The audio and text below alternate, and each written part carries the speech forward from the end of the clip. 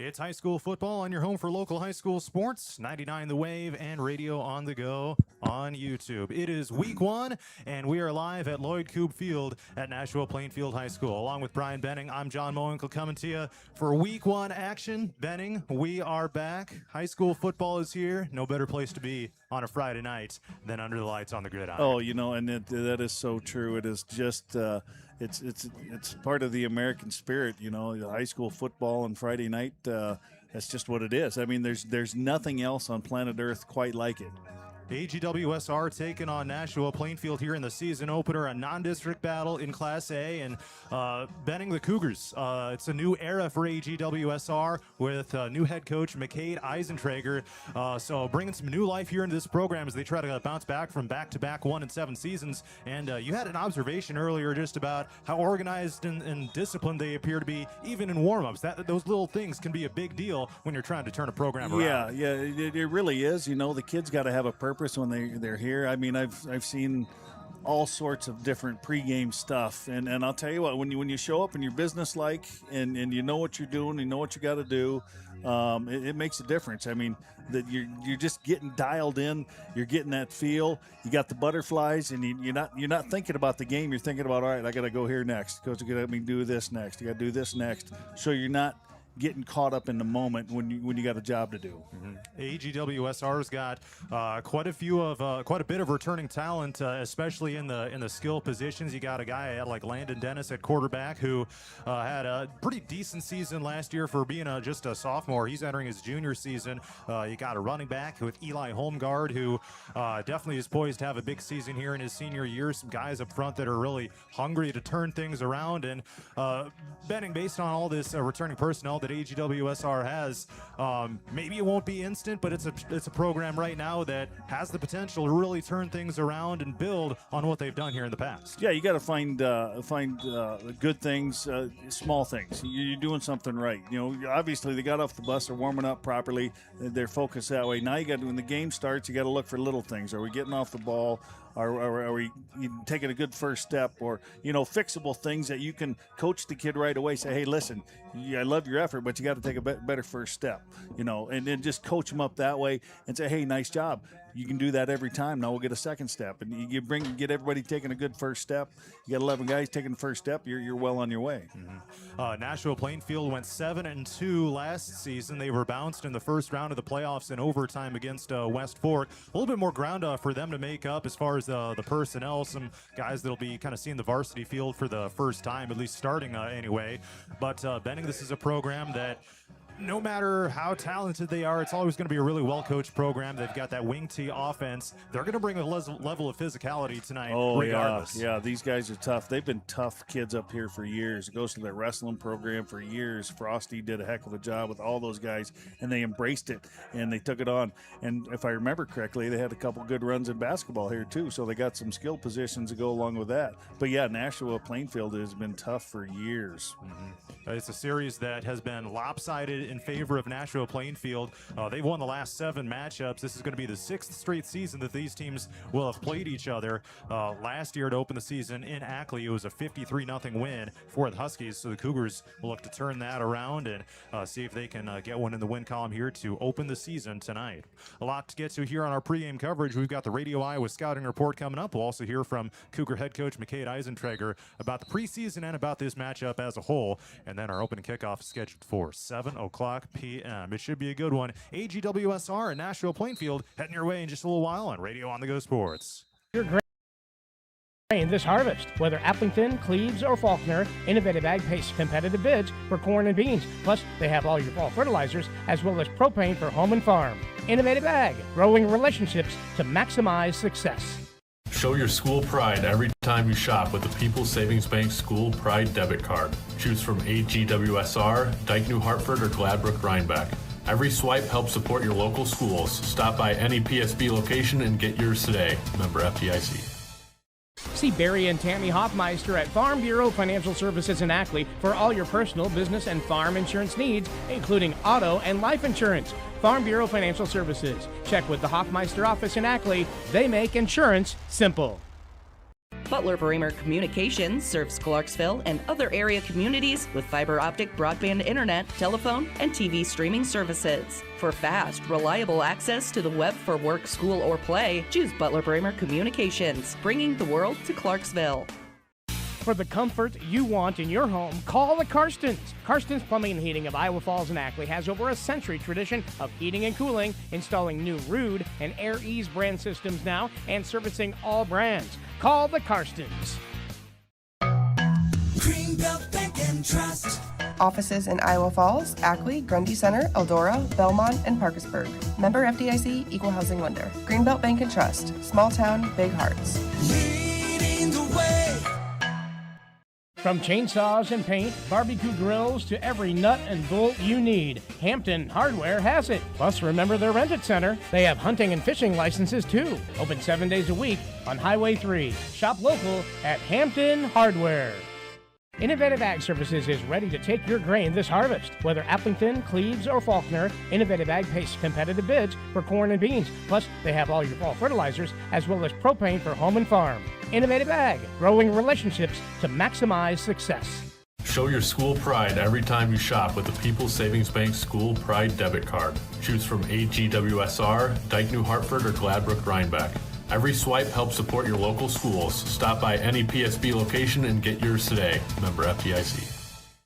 See Barry and Tammy Hoffmeister at Farm Bureau Financial Services in Ackley for all your personal, business, and farm insurance needs, including auto and life insurance. Farm Bureau Financial Services. Check with the Hoffmeister office in Ackley. They make insurance simple. Butler Bramer Communications serves Clarksville and other area communities with fiber optic broadband internet, telephone, and TV streaming services. For fast, reliable access to the web for work, school, or play, choose Butler Bramer Communications, bringing the world to Clarksville. For the comfort you want in your home, call the Karstens. Karstens Plumbing and Heating of Iowa Falls and Ackley has over a century tradition of heating and cooling, installing new Ruud and Air Ease brand systems now, and servicing all brands. Call the Karstens.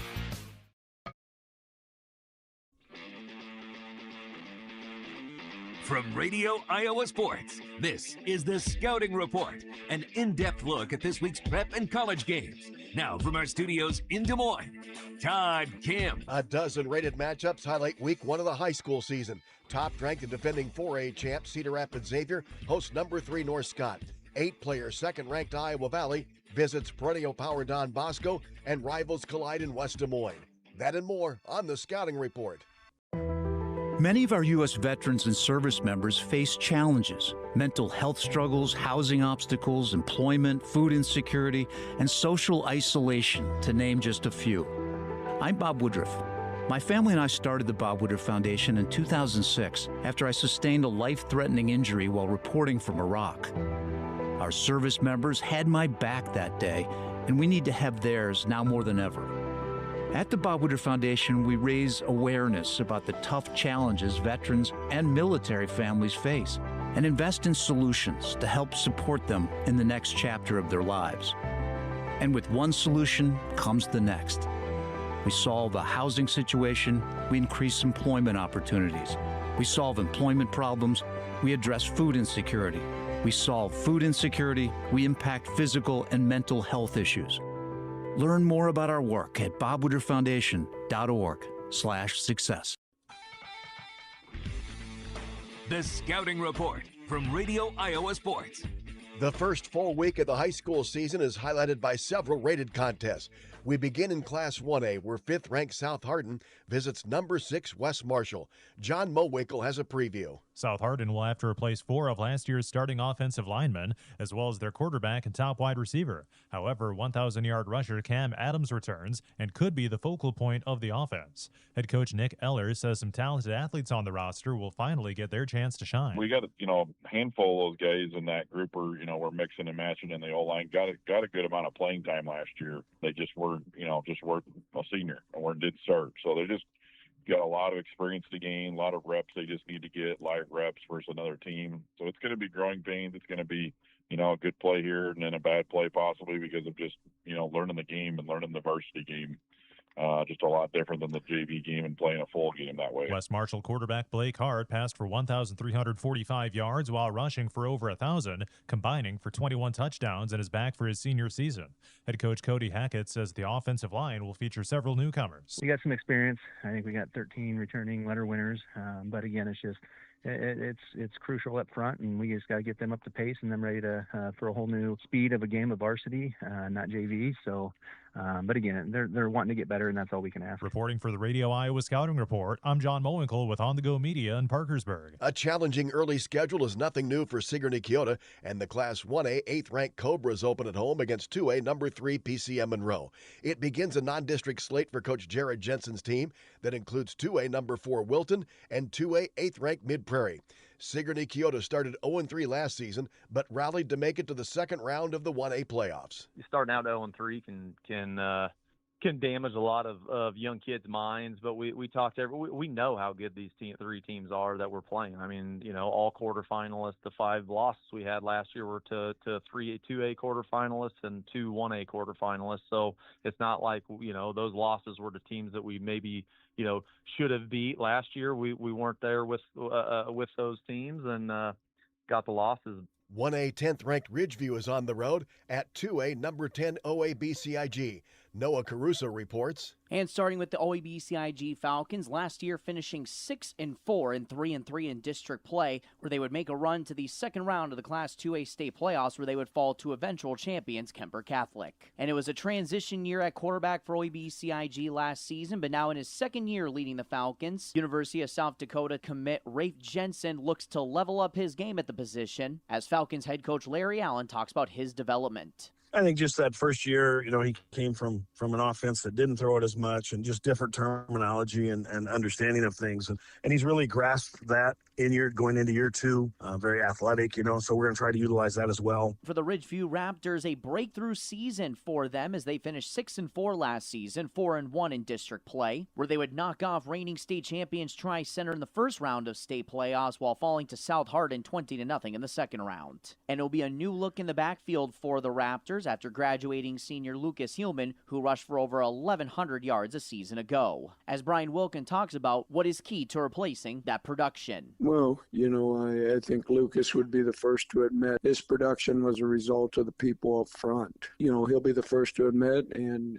I'll say the same thing. It starts up front, and our people a year ago that opened the holes for him and paved the way for him were a big part of his production. These two teams opened up the season last year, which resulted in a 24-7 victory for OABCIG. From Ida Grove, for the Radio Iowa Scouting Report and KDSN, I'm Noah Caruso. 1A top-ranked West Lyon hosts Western Christian. It's number 2 Iowa City Regina at home against 2A 4th-ranked Wilton. In 2A, top-ranked Carroll Kempers at Cherokee. Number 2 Van Meter plays host to 3A 9th-ranked Des Moines Christian. A busy night in 8 player is next on the Scouting Report. When a child is struggling with their mental health, the adults around them can make all the difference. Parents, teachers, coaches, anyone who shows up in a child's life. Because in those tough moments, kids are looking to the grown-ups around them for support. If you're at school having a bad day, you just don't want to do anything. I just get these thoughts like, do better. All my little emotions in my head is just running crazy. I don't know what to do. As a teacher or coach, do you ever feel overwhelmed? He's just in tears in the huddle. I was like, what's wrong? And he's just like, I'm just so frustrated, and I didn't know what to do. None of my undergraduate studies talked about mental health. Teachers need tons of help.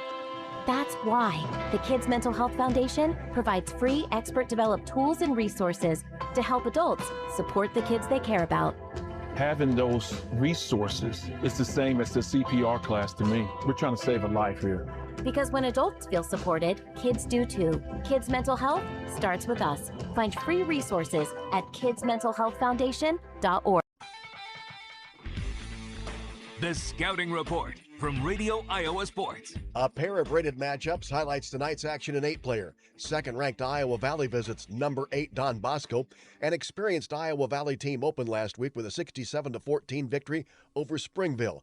And the Tigers edged the Dons 49-35 a year ago. They're a powerhouse in 8-man football. When everybody talks about Don Bosco, they think hard for another good test going this Friday against Don Bosco. And we're gonna have to be at our best because Don Bosco is definitely gonna be ready to go on Friday. That's Iowa Valley coach Casey Kroll. Don Bosco coach Colby Yoder says it'll be a difficult test out of the gate. We knew Iowa Valley was going to be good for the next couple of years. They're a really solid football team, and they're well coached. But they're going to come in here with, they're a quarterfinal team just like we were last year, but they have everybody back, and we lost a lot of guys. So, I think on paper they're probably slated to win that game. But I've also played in a lot of games where we've been slated to lose and somehow find a way to win, too. 7th-ranked Clarksville hosts number 5 Edgewood-Colesburg. Clarksville coach Darren Boland says for the Indians to take the next step, they must improve on defense. And that defense will be tested by Edgewood-Colesburg junior quarterback Max Steger. We just got to be able to control their quarterback because he's a good athlete. He's fast. He's strong. He can actually throw the ball. So he's a very dual-threat guy, and an 8-man, that's kind of rare. So they're definitely going to have to play our best this Friday to be able to contain him. Top-ranked Audubon's on the road at Remsen St. Mary's. Daniel Versteg has a preview. Audubon is fresh off a trip to the Unidome last year, while Remsen St. Mary's is fresh off a disappointing 3-5 season, but bounced back last week with a 69-8 Week 0 win over Arweva. Remsen St. Mary's head coach Tim Osterman says refocusing things on the fundamentals in the offseason paid off in their first game. We tried to refocus and really focus in on fundamentals and do the things right that we need to be doing right, and not try to out-scheme people. We just need to be really good at what we're doing. And the Hawks will have their hands full with the Wheeler offense that returns 3 players that ran for over 500 yards last year, including Aiden Kiergaard, who ran for over 1,500 yards.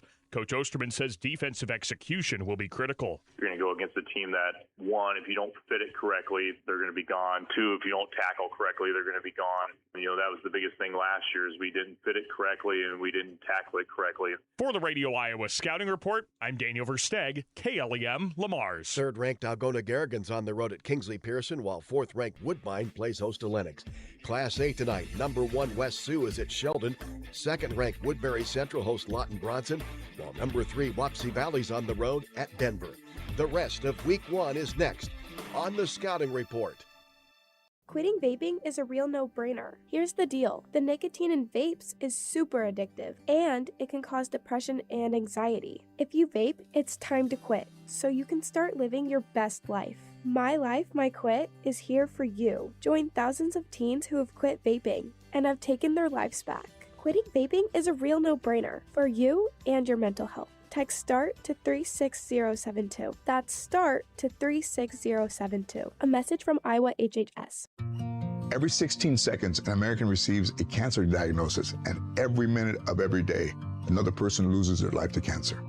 That's why Stand Up to Cancer has set a bold goal to make early-stage detection an essential part of standard of care for all cancers. So often, if cancer is detected early, the chance of long-term survival is 90%. So if we all support cancer research, more than 2 million lives can be saved in the next decade. So join the mission and help save lives today at standuptocancer.org.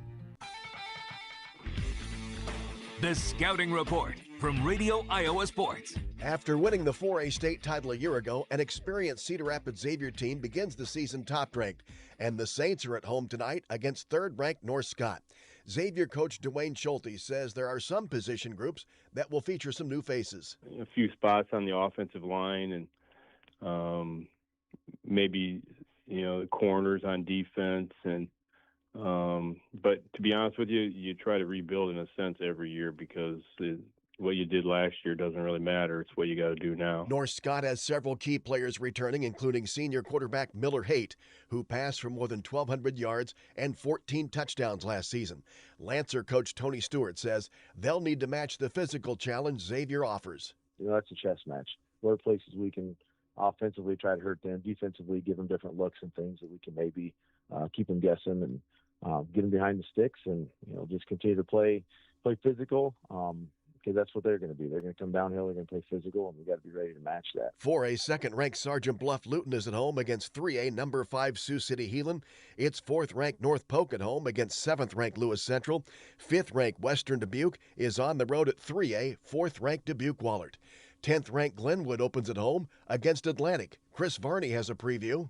The Rams have a lot of talent returning, including quarterback Ben Carlo and a strong line led by Minnesota recruit, 270-pounder Drake Boothie. Glenwood head coach Corey Foss. Coolest thing about Drake is his humility and his servant leadership. Things like first day we did kickoff return. You call for your varsity kickoff return and you need a scout kickoff, and first guy to run out there was Drake Boothie. First day of camp this summer, we got 90 guys in a small locker room, not enough seats for everybody. Drake's sitting on the floor. Atlantic will try to run the football, led by Ethan McNeil, who ran for 1,331 yards last year. Trojans head coach Joe Brummer. A really tough first opening game, but you wouldn't have it any other way. We want to challenge ourselves. We want to see where we're at across the state. Our ranked 4A team on the road for an opener with a bunch of young kids is normally a recipe for disaster, but we're going to go out there. We're going to compete. Atlantic in Class 3A visits 4A number 10 Glenwood. For the Scouting Report, I'm Chris Varney. Dowling Catholic and West Des Moines Valley have combined to win 16 state championships since 2000, and the arch rivals collide tonight. Dowling's a defending 5A champ and opens second-ranked in the Radio Iowa poll. These teams have met 4 times in the last 2 seasons. The average margin of victory is less than 4 points. Dowling coach Tom Wilson. It's always a great challenge. It's a challenge that, through the years I've certainly enjoyed. And, I think this is year 22 for me at Dowling, and Coach Swenson and I have coached against each other 30-some times during that time frame, so we have a pretty good idea of what to expect. Valley has a young team, and the Tigers open the season ranked 5th. They'll have a new quarterback. Seniors Jack Tracy and Fitz Carpenter lead the competition, and Coach Gary Swenson says both may play in the opener. We'd play 4 if we thought it would help us win. I don't know which one eventually would be the guy. I mean, if you gave them all equal snaps in practice, you'd like to think something would reveal itself to make one guy the starter, but that really hasn't happened. They've all had their moments, and they've all had some rough days. So, at some point you got to put them out in a game on a Friday night, and then you see who adjusts to the different atmosphere of a real football game, and we'll find out Friday. 5A top-ranked Waukee Northwest is at home against Ankeny. 3A number 1 Clear Lake visits Forest City, while second-ranked Solon is on the road at Davenport Assumption. That's all for the Scouting Report. For Radio Iowa Sports, I'm Todd Keel.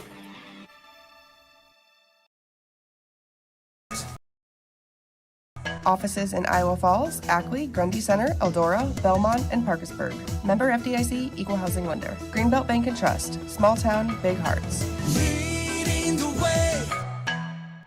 From chainsaws and paint, barbecue grills to every nut and bolt you need, Hampton Hardware has it. Plus, remember their Rent-It Center. They have hunting and fishing licenses too. Open 7 days a week on Highway 3. Shop local at Hampton Hardware. Innovative Ag Services is ready to take your grain this harvest. Whether Applington, Cleves, or Faulkner, Innovative Ag pays competitive bids for corn and beans. Plus, they have all your fall fertilizers as well as propane for home and farm. Innovative Ag, growing relationships to maximize success. Show your school pride every time you shop with the People's Savings Bank School Pride Debit Card. Choose from AGWSR, Dike New Hartford, or Gladbrook Rhinebeck. Every swipe helps support your local schools. Stop by any PSB location and get yours today. Member FDIC. See Barry and Tammy Hoffmeister at Farm Bureau Financial Services in Ackley for all your personal, business, and farm insurance needs, including auto and life insurance. Farm Bureau Financial Services. Check with the Hoffmeister office in Ackley. They make insurance simple. Butler-Bramer Communications serves Clarksville and other area communities with fiber optic broadband internet, telephone, and TV streaming services. For fast, reliable access to the web for work, school, or play, choose Butler-Bramer Communications, bringing the world to Clarksville. For the comfort you want in your home, call the Karstens. Karstens Plumbing and Heating of Iowa Falls and Ackley has over a century tradition of heating and cooling, installing new Rude and Air Ease brand systems now, and servicing all brands. Call the Karstens. Greenbelt Bank and Trust. Offices in Iowa Falls, Ackley, Grundy Center, Eldora, Belmont, and Parkersburg. Member FDIC, Equal Housing Lender. Greenbelt Bank and Trust. Small town, big hearts. Leading the way. From chainsaws and paint, barbecue grills to every nut and bolt you need, Hampton Hardware has it. Plus, remember their Rent-It Center. They have hunting and fishing licenses too. Open 7 days a week on Highway 3. Shop local at Hampton Hardware. Innovative Ag Services is ready to take your grain this harvest. Whether Applington, Cleves, or Faulkner, Innovative Ag pays competitive bids for corn and beans. Plus, they have all your fall fertilizers as well as propane for home and farm. Innovative Ag, growing relationships to maximize success. Show your school pride every time you shop with the People's Savings Bank School Pride Debit Card. Choose from AGWSR, Dike New Hartford, or Gladbrook Rhinebeck. Every swipe helps support your local schools. Stop by any PSB location and get yours today. Member FDIC. See Barry and Tammy Hoffmeister at Farm Bureau Financial Services in Ackley for all your personal, business, and farm insurance needs, including auto and life insurance. Farm Bureau Financial Services. Check with the Hoffmeister office in Ackley. They make insurance simple. Butler Bramer Communications serves Clarksville and other area communities with fiber optic broadband internet, telephone, and TV streaming services. For fast, reliable access to the web for work, school, or play, choose Butler Bramer Communications, bringing the world to Clarksville. For the comfort you want in your home, call the Karstens. Karstens Plumbing and Heating of Iowa Falls and Ackley has over a century tradition of heating and cooling, installing new Rude and Air Ease brand systems now, and servicing all brands. Call the Karstens. Greenbelt Bank and Trust. Offices in Iowa Falls, Ackley, Grundy Center, Eldora, Belmont, and Parkersburg. Member FDIC, Equal Housing Lender. Greenbelt Bank and Trust. Small town, big hearts. Leading the way. From chainsaws and paint, barbecue grills to every nut and bolt you need, Hampton Hardware has it. Plus, remember their Rent-It Center. They have hunting and fishing licenses too. Open 7 days a week on Highway 3. Shop local at Hampton Hardware. Innovative Ag Services is ready to take your grain this harvest. Whether Applington, Cleves, or Faulkner, Innovative Ag pays competitive bids for corn and beans. Plus, they have all your fall fertilizers as well as propane for home and farm. Innovative Ag, growing relationships to maximize success.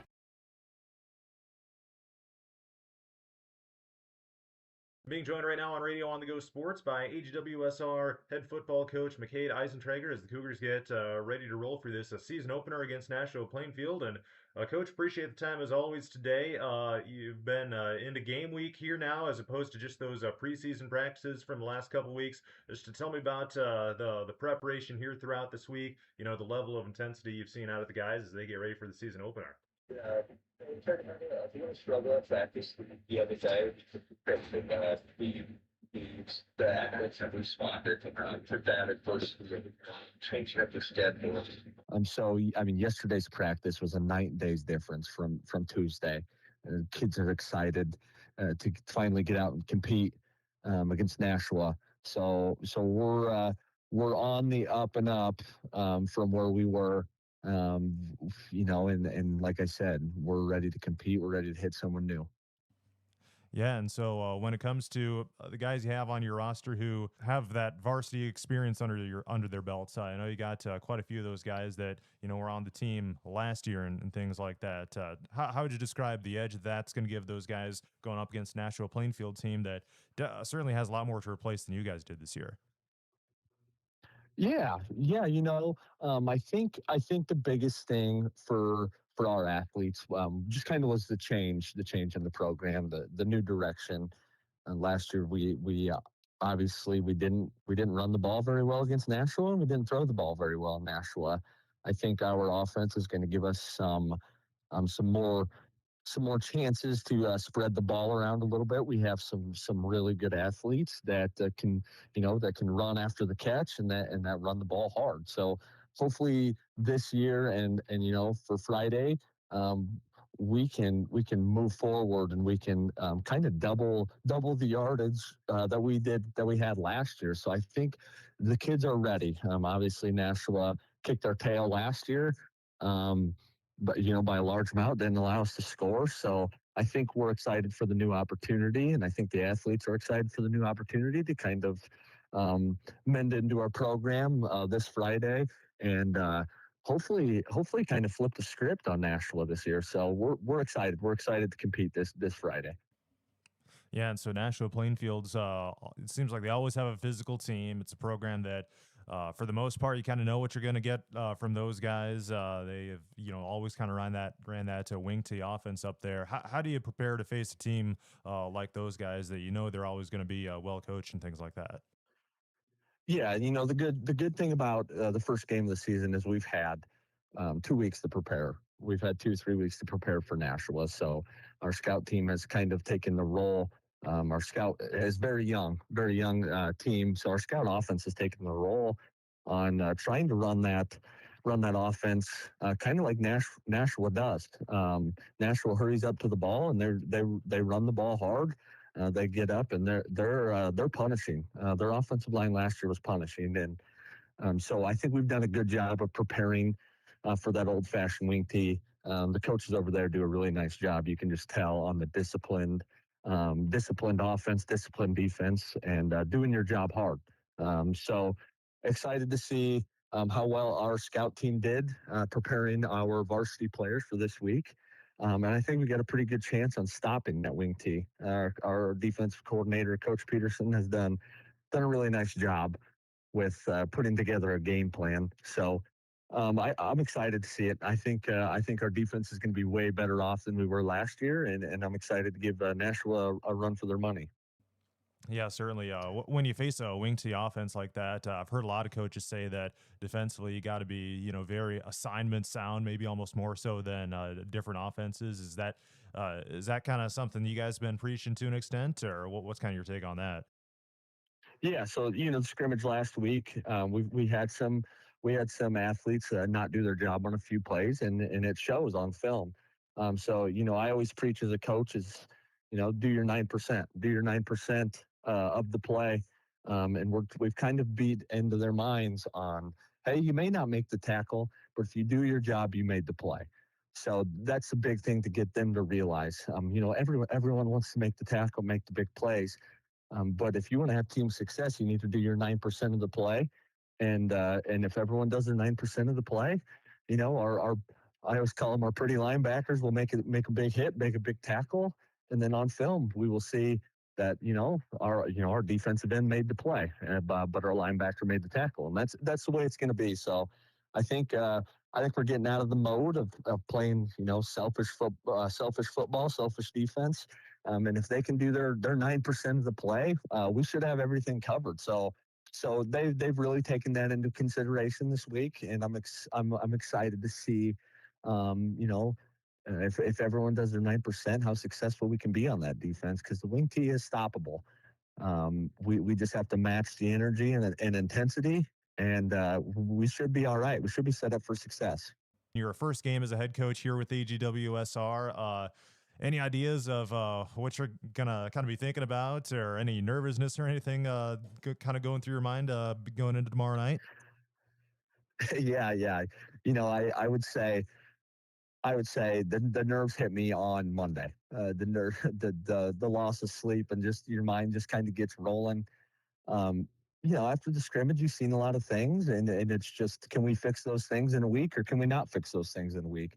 But like I said, man, this has been my dream since I started playing football in 3rd and 4th grade, to be a head coach, to lead a group of men. And quite honestly, I couldn't have asked for a better group of men to lead. And my assistant coaches do such a nice job of getting everything prepared before games. One of our coaches had everything prepared pre-scrimmage. It was just nice. So they take a lot of weight off my shoulders, and I appreciate that.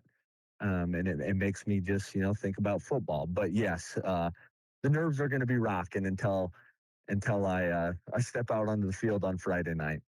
I get way more nervous as a coach than I ever did as an athlete, which is crazy. But nope, I shouldn't be nervous. These athletes have shown me nothing but good things. So yeah, I'm excited. I'm excited to get out there. I'm excited to get out there with a great coaching staff and a great group of athletes. So yeah, I think those guys have kind of mended my nervousness a little bit. So I trust them 100% to do their jobs and put us up into success. So as long as they can do their job every snap, I think we're going to be okay. All right, great stuff, Coach. Last thing for you here today, when it comes down to it, what are going to be the biggest X factors, the biggest keys to success for a victory against Nashua-Plainfield here in Week 1? Yeah, I think it's simple. I think the X factors are simple. Like I said before, do your job. Do your job every snap, and hopefully the rest of the other 10 guys can do theirs. I think that's going to set us up against this wing T offense and our offense. We've had a great week of practice, and if they can do their job, I don't see why we can't come out on top. All right, that's AGWSR football coach McCade Eisentrager here on Radio On The Go Sports. Appreciate the time as always, McCade, and best luck here on Friday night. Hey, I appreciate it. Go Cougars. With the People's Savings Bank School Pride debit card. Choose from AGWSR, Dike New Hartford, or Gladbrook Rhinebeck. Every swipe helps support your local schools. Stop by any PSB location and get yours today. Member FDIC. See Barry and Tammy Hoffmeister at Farm Bureau Financial Services in Ackley for all your personal, business, and farm insurance needs, including auto and life insurance. Farm Bureau Financial Services. Check with the Hoffmeister office in Ackley. They make insurance simple.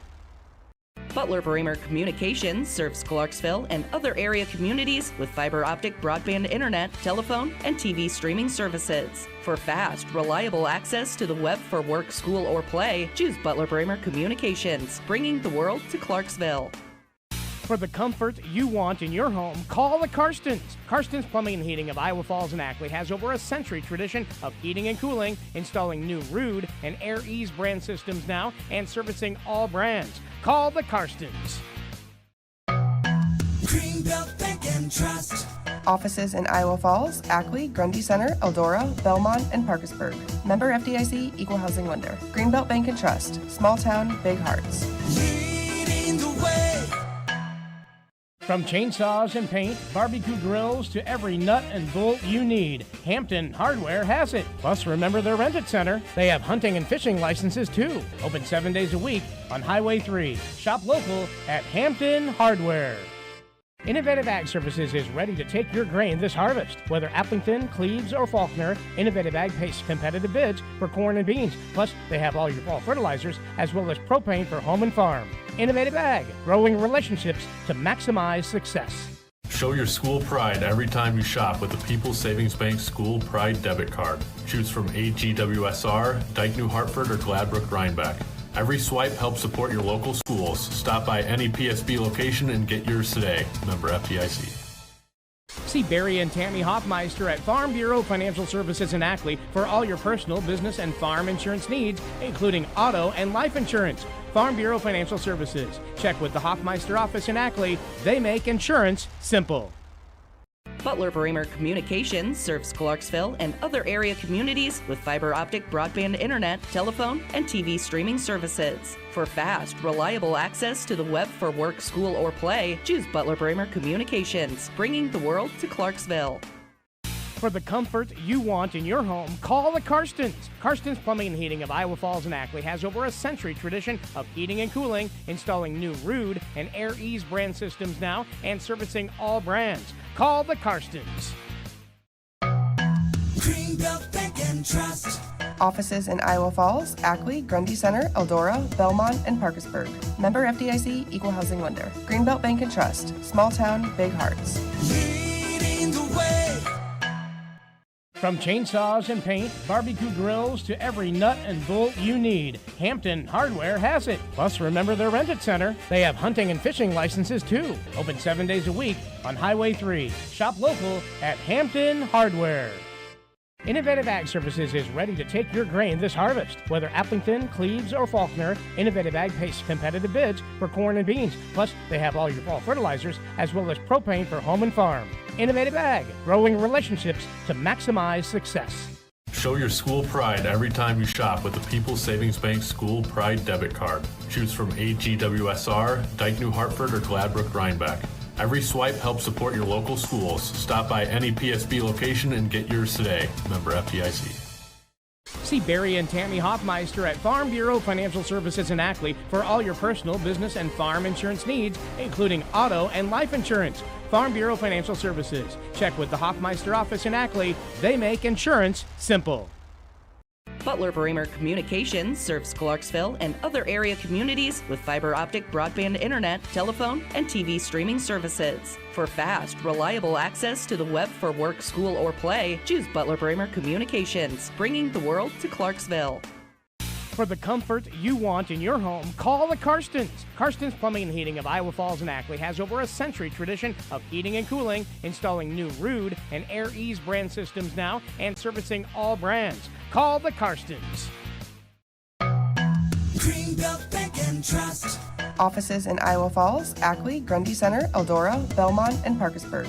Member FDIC, Equal Housing Lender. Greenbelt Bank and Trust. Small town, big hearts. Leading the way. From chainsaws and paint, barbecue grills to every nut and bolt you need, Hampton Hardware has it. Plus, remember their Rent-It Center. They have hunting and fishing licenses too. Open 7 days a week on Highway 3. Shop local at Hampton Hardware. Innovative Ag Services is ready to take your grain this harvest. Whether Applington, Cleves, or Faulkner, Innovative Ag pays competitive bids for corn and beans. Plus, they have all your fall fertilizers as well as propane for home and farm. Innovative Ag, growing relationships to maximize success. Show your school pride every time you shop with the People's Savings Bank School Pride Debit Card. Choose from AGWSR, Dike New Hartford, or Gladbrook Rhinebeck. Every swipe helps support your local schools. Stop by any PSB location and get yours today. Member FDIC. See Barry and Tammy Hoffmeister at Farm Bureau Financial Services in Ackley for all your personal, business, and farm insurance needs, including auto and life insurance. Farm Bureau Financial Services. Check with the Hoffmeister office in Ackley. They make insurance simple.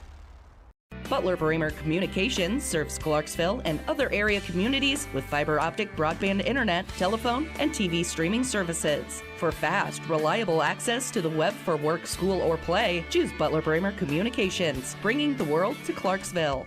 For the comfort you want in your home, call the Karstens. Karstens Plumbing and Heating of Iowa Falls and Ackley has over a century tradition of heating and cooling, installing new Rude and Air Ease brand systems now, and servicing all brands. Call the Karstens. Greenbelt Bank and Trust. Offices in Iowa Falls, Ackley, Grundy Center, Eldora, Belmont, and Parkersburg. Member FDIC, Equal Housing Lender. Greenbelt Bank and Trust. Small town, big hearts. Leading the way. From chainsaws and paint, barbecue grills to every nut and bolt you need, Hampton Hardware has it. Plus, remember their Rent-It Center. They have hunting and fishing licenses too. Open 7 days a week on Highway 3. Shop local at Hampton Hardware.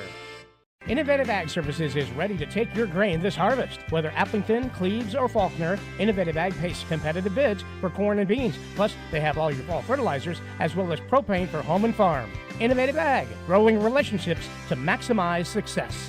Show your school pride every time you shop with the People's Savings Bank School Pride Debit Card. Choose from AGWSR, Dike New Hartford, or Gladbrook Rhinebeck. Every swipe helps support your local schools. Stop by any PSB location and get yours today. Member FDIC.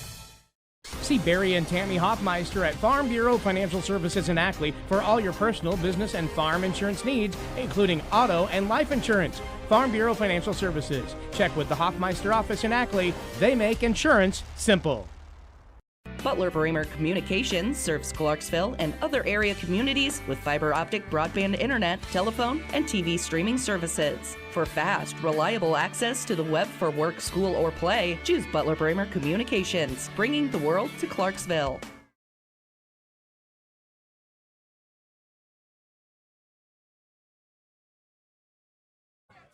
AGWSR and Nashua-Plainfield coming up in just a couple minutes here on 99 The Wave and Radio on the Go on YouTube. John Mowinkle, Brian Benning with you here. And it looks like we are all set up to go. We are going to have the ceremonial coin toss here coming up in just a second. They had the actual one here a little while ago, but let's go ahead and meet the starting lineups. First of all, for the away team AGWSR, this is what they will look like on offense. At quarterback, it's junior number 5, Landon Dennis. At running back, it's senior number 25, Eli Holmgard. The wide receivers, senior number 6, Trace Eiton, and junior number 11, Carl Huger. At tight end, it's sophomore number number 12, Clay Boozman, and at wingback, sophomore number 10, Lane Olson.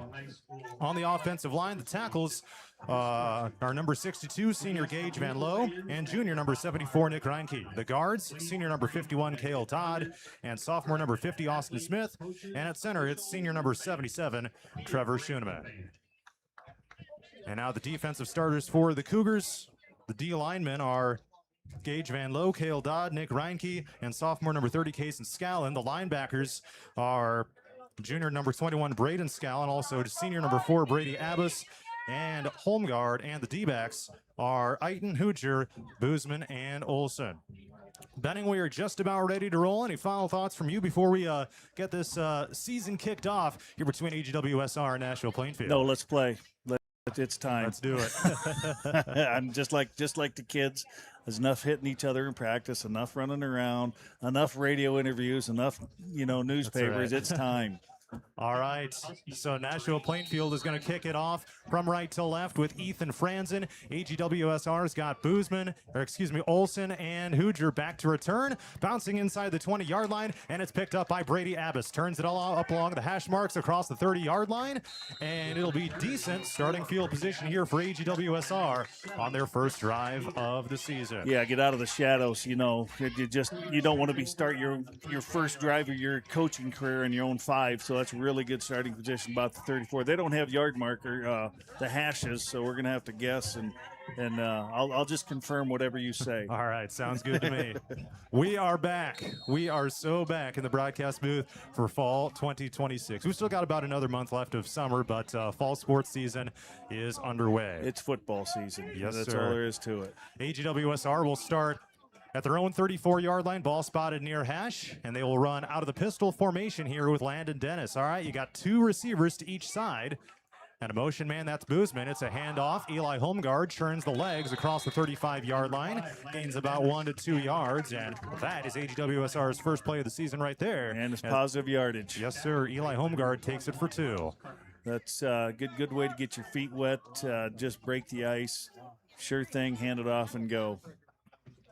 Look and see what they come out with here next and what they put together as a package. All right, so they go 2-by-2 receivers once again. Ball spotted at the 36-yard line. Still along the right hash mark. And the snap to Dennis. Stunt coming outside linebacker this way. And it's going to be a loss of yardage by Eli Holmgard as he goes backwards behind the original line of scrimmage. Backwards for about 3. It'll be 3rd down and 11. That's just something they got to pick up. That's a young line and new system. They're going to have to learn to keep their eyes up. Outside linebacker on this side just shot the C gap. And it's probably a pretty easy way to. I know it's an easy way to rattle a young offensive line. So I imagine they'll see a lot of that tonight. All right, here we go. Same formation here once again, 2-by-2 receivers in a passing situation, 3rd down and 11. Here's the snap to Dennis. Looks to the right, under pressure, loads wide up open. Deep. Wide open receiver, but he overshoots his intended receiver. Braden Scallon had a touchdown written all over it. But unfortunately, it's going to be a 4th and long now for AGWSR. Yeah, coach put a little highlighter by that play because he was open. Wow, he was just a outside receiver closest to us, ran a skinny post and right down the numbers, almost a fly, and just overthrew him a little bit. Good start, good positive start. All right, so it'll be a punt for AGWSR. Clay Boozman is going to be the punter here. And here's the snap, receives it at the 20-yard line, end over end kick, and it's returnable here for Nashua-Plainfield with Miles Carpenter. Takes it down the numbers to the 50-yard line, just about to the 50-yard line. And a short field to drive here for Nashua-Plainfield. They'll only have about 52, 53 yards to go here. Ooh, we just, I know I'm not picking up, but that was I thought it looked like a clip. 21 got clipped for us. Oh, man. Scallon. He's eating turf. He's pulling some grass out of his face mask. All right, defense, here we go. Now, I watched Nashua line up and run their plays. And if you're running a wing T offense, first and foremost, general rule of thumb for years and years, you got to stop the fullback. All right, so Clayton Gerholt is the quarterback. He lines up under center. And, yeah, there's that fullback lining up behind him. That's Chima. It's a wingback handoff, end around to the left, lowering the shoulders. And that's Miles Carpenter taking it around the outside for a decent gain here on first down across the 50 to about the 47-yard line. Yeah, you just got to settle in here. You can only run scout team so much. You can't simulate the other team and a scout team. You can run the stuff and do the best you can, but it's just not their offense. And that looked like a power coming our way. 2nd down and 5. Nashua-Plainfield at the 47-yard line of AGWSR. Ball spotted left hash. And they'll start with Gerhold here under center once again. Wing T formation. It's a fullback handoff. Chima up the middle. Chugging. He's got the first down and more. Still moving across the 40-yard line. The Cougars are all over him. They piled it up. They did what they had to do, and he made a bunch there. He just big, strong cat, pounding the legs. 6'1", 200 pounds. That's a tough dude to bring down right there. Yeah, I said that looking at it. He also plays D-line. As a coach, I like that mix. D-line and a fullback, yeah. He could play on a lot of teams if you're going to do that. Picks up 8 yards on his first carry of the season. Nashua-Plainfield, 2 carries, 13 yards, and a first down at the 40-yard line of AGWSR. Classic double wing with a fullback, double tight. And it's going to be a way to stay home. Out to the left way side. To stay home. AGWSR is going to bottle him up in the backfield. Nice. A whole bunch of Cougars. I don't know who exactly to give that tackle to, but Gerhold rolled out to the left and is going to be brought down behind their line of scrimmage for a loss of 2. That's good defense. Everybody stayed home, and that was a naked boot, unless somebody's supposed to lead him. But no, that was naked boot. Outside linebacker, DeAnd, all stayed home, did what they're supposed to do. Good job. 2nd down and 12 coming up here for Nashua-Plainfield. This is one of 4 games on the network of on-the-go media stations and YouTube streams tonight. Get you some score updates, and I'll tell you who else is playing here after this next down.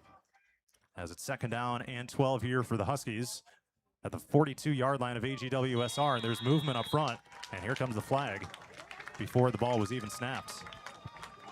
Encroachment, far official says. Well, Benning, that's a killer for AGWSR right there. You just got a loss, and you're giving them 5 free yards. Yeah, and the wing tee's not built to get more than, 3-4 yards of play. 3 yards in the cloud of dust is about what it's built for, and run that clock. So that's all right. Still looking good. I'll never fault a kid for being too aggressive the first time. The second time, that's when you and I are going to have a discussion. You bet.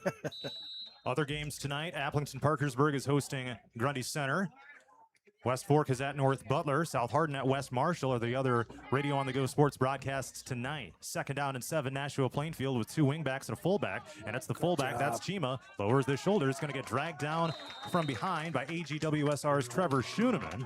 Yeah, from the nose guard position. That's a nice job fighting in there. I just happened to be watching that. Again, it's fullback, and they're gonna feed him all night long. Everything, fullback. If the fullback's working, everything else is working. So you got to stop that fullback. All right, that's a gain of 4 yards, bringing up 3rd down and 3 for Nashua-Plainfield. Let's see what the AGWSR defense can come up with here. 4 down for territory. A crucial stop. Yes, sir. 3rd down and 3. Line to gain is the 30-yard line there at the 33. Here's Gerhold under center. Wing back in motion. They fake the toss. Instead, it's a counter to the other wing back. Oh. It's going to be first down Ran yardage. through the tackle. Still on his feet. Carpenter down to the 20-yard line. Picks up 13 when they only needed 3. Good play there. Again, that fullback makes it all work. Everybody's following that fullback, and they just hit him with a little quick insight or off-tackle counter there. Well executed. Cougars stayed home. They just didn't close. They were there. Now they got to run to the football. They're in position. Now run to the football. 7:32 and ticking to go in the first quarter. We're scoreless between AGWSR and Nashua-Plainfield. Huskies have it now on the verge of the red zone at the 20-yard line of AGWSR. 2 wingbacks and a fullback, one of them motions. Pass. It's a rollout to the right. Stayed Gerald home, stayed home. Oh, Couldn't keep up. It's going to be Dang caught it. by Kalanoff and takes it in for the Nashua-Plainfield score. Yeah. Oh, flag down. The far side official coming in, waving his arms, and the Husky offense is walking backwards. See what we got. The DN did a good job. Preston made the quarterback run outside. That must have been a tight end coming from the backside. I don't know if he got behind the linebackers or under the linebackers, but he slipped through on that drag route. The old not the waggle pass, but it's a version of that. I didn't see the fullback go out. So illegal man downfield is the call against Nashua-Plainfield. That's hard to do. I'll tell you, if you're a running team, it is hard to pass block. If you spend your whole week, every day, the vast majority of your time run blocking, and coach calls a pass, you're just ingrained to get downfield and get in somebody's face. All right, so that changes things here. It negates a 20-yard touchdown pass to Zeke Kalanoff from Clayton Gerholtz on what was their first pass play of the game. Now it's 1st and 15 at the 25-yard line. The play clock is running down. It's at 4 seconds. Gerhardt is under center. It's an I formation. He takes a snap. Handoff right side. Carpenter fights for the 20-yard line. And it'll be a gain of about 4 or 5 yards. He's a load, man. Cougars are doing a great job squeezing, and I've been watching the line, and they're holding their own. They're not getting blown back. I mean, that's kind of the way that a game is going to go, is the line of scrimmage. If the offense is getting off the ball, then it's going to be their night. If the defense is, at least holding them up, you got a chance. And I'm seeing the D-line is doing a great job holding their ground. Again, now we need them to run to the football. And Nashua-Plainfield changed up the formation that time. That was their first play, not from the wing T. It was more of a standard I formation. Back to the wing T now. Jagger White goes in motion. Counter. And the snap, it's a, counter play. Counter. Fullback taking it up the middle, still on his feet, down inside the 15-yard line. Not quite enough for a first down, but again, this is certainly 4-down territory for Nashua-Plainfield. Yeah, takes it from the 20 down to about the 12-yard line, picks up 8. That D-line fullback mix is could be a factor tonight. Again, we got people there. I don't know if we're not tackling high. You got to think the thigh boards and cut that guy in half. 6 minutes to go and ticking. It's third in the first quarter. It's 3rd down and 2. Nashua-Plainfield has it down to the 11-yard line of AGWSR. It's going to be a handoff up the middle. Open space, running right. It's a touchdown, Nashua-Plainfield. As Chima takes it in for the score. Yeah, that side of the line, right side of the offensive line, did a real nice job getting the Cougars pushed back, and that just opened up that. It's almost like the Kool-Aid man breaking through the wall there at that point in time. But yeah, I mean, there's a lot of good things happening here, especially up front, because football's won in the trenches. The AGWSR defense made them work for that score, too. I mean, it's not like they just flew down the field either. Right. So here comes the extra point attempt from Cole Shamhorst of the Huskies. Check their emotional status after this squabble. The old toe basher. Oof. The old toe basher. And over and pushed it through. And with 5:44 to go here in the first quarter, it's Nashua-Plainfield 7, AGWSR 0. We'll be back in a moment.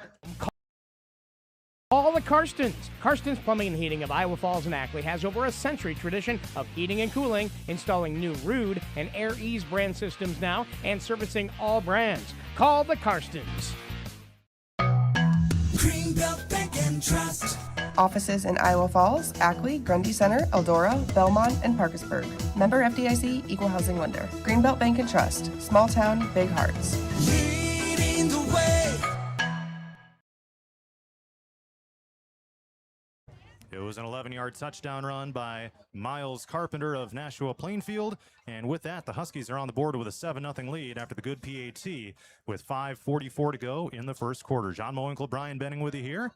And Benning, now we get to see the Cougar offense again, which it ended up being a 3-and-out. They had an open look with receiver Braden Scallon, but AGWSR did some good things on offense. They're going to have to put something together here on this next drive because they gave up 7 on their first defensive series. Yeah, offensively, typically those guys, offensive heads, like to... Oh, the kickoff is going to be muffed, then picked up by AGWSR inside the 10-yard line. Breaks as the Olsen outside. takes it right along the sideline, and he ends up making something out of nothing there. You had 2 returners back. You had Olsen and Hooger. It bounced out of Hooger's hands, picked up by Lane Olsen, and he was able to take it outside to the near sideline and ultimately take that about 13, 14 yards upfield. Again, 25-yard line's a good starting position. Good place to start. But yeah, offensive guys, they got their set of plays they work on specifically all week, and they see it against this front, against that front. But they're going to run some plays, but they usually have the first 10 scripted, so we'll probably see a bunch of new stuff here as well. That Nashua-Plainfield scoring drive was 8 plays, 8 rushes, 52 yards. They did have a pass play, but it got waved off because of a penalty. 2-by-2 receivers here again for AGWSR as they have it 1st and 10 at their own 24-yard line. Now empty backfield as home guard motions. Dennis, the quarterback, tries to keep it himself. Oh, no, he ripped it out. Ripped away. A touchdown for Nashua-Plainfield. Caden Shima takes it in for the score, and the Huskies are up 13-0. Man, that's just heartbreaking. It's not like he was waving the ball, but he just ran up and grabbed it and took it from him and ran the other way. Man, that is one of the goofiest. It's not a scoop and score. It's not an interception. It's a rip and score. Rip it out and score. Just take it. And we used to coach it, say just take it from him, and that's what they did. And yeah, it's not like the running back was doing anything wrong either, other than not securing it until the tackle. It used to be like we used to coach when you're in traffic, you got to have 2 hands on the ball, and I'm not sure he had 2, but it's not like he was flailing it out there. PAT is blocked by AGWSR. It's bouncing backwards to the 25-yard line, and it's going to be blown dead. You can't return that at the high school level, but nevertheless, it's 13-0 Nashua-Plainfield with 5:29 to go in the first quarter. We'll be back in just a moment. Every nut and bolt you need, Hampton Hardware has it. Plus, remember their rented center. They have hunting and fishing licenses too. Open 7 days a week on Highway 3. Shop local at Hampton Hardware. Innovative Ag Services is ready to take your grain this harvest. Whether Applington, Cleves, or Faulkner, Innovative Ag pays competitive bids for corn and beans. Plus, they have all your fall fertilizers as well as propane for home and farm. Innovative Ag, growing relationships to maximize success.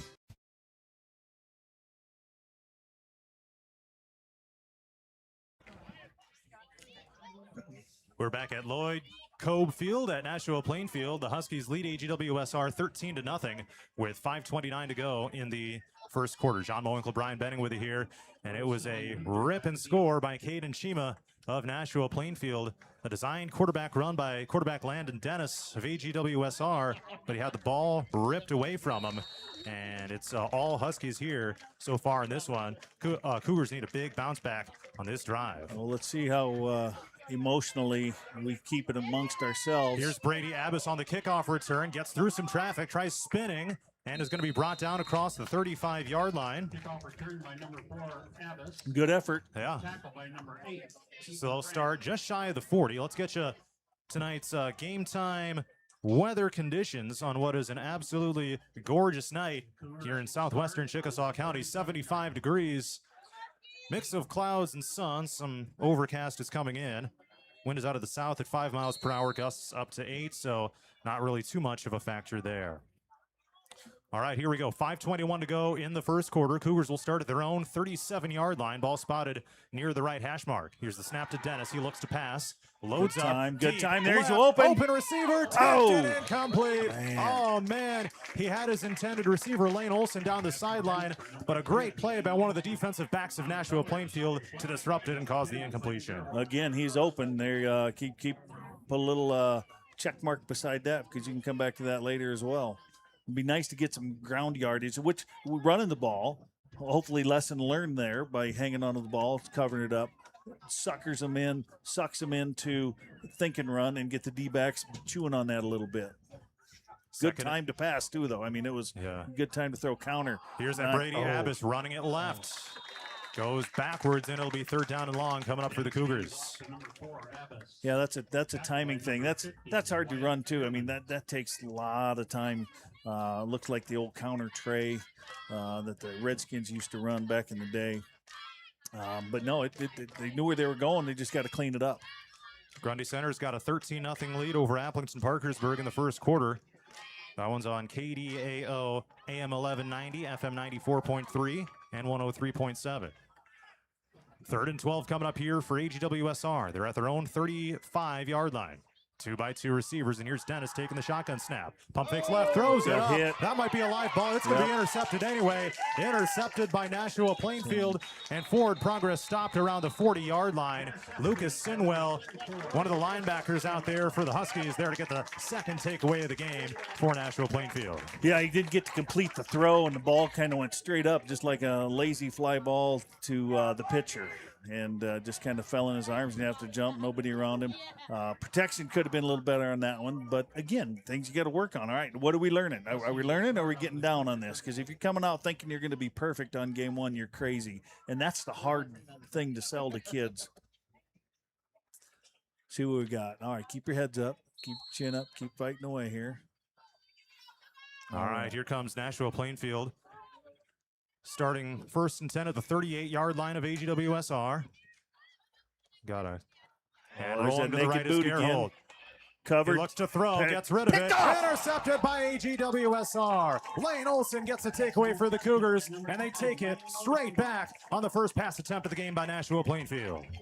Yes, that was good coverage. DN did a good job getting into quarterback to run. Again, that's a naked boot, and they learned their lesson. See, that's huge on that pass that was called back for those guys. That was the same exact route, and somebody in the coaching staff said, hey, they're going to run that again. This time you're going to make the play, and that's what happened. All right, come back with it here. All right, we're having problems with our camera here. We'll get that squared away here, hopefully sooner than later.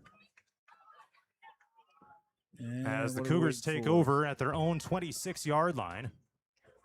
With 4 minutes and 20 seconds left in the first quarter, trailing 13-0 against Nashua-Plainfield.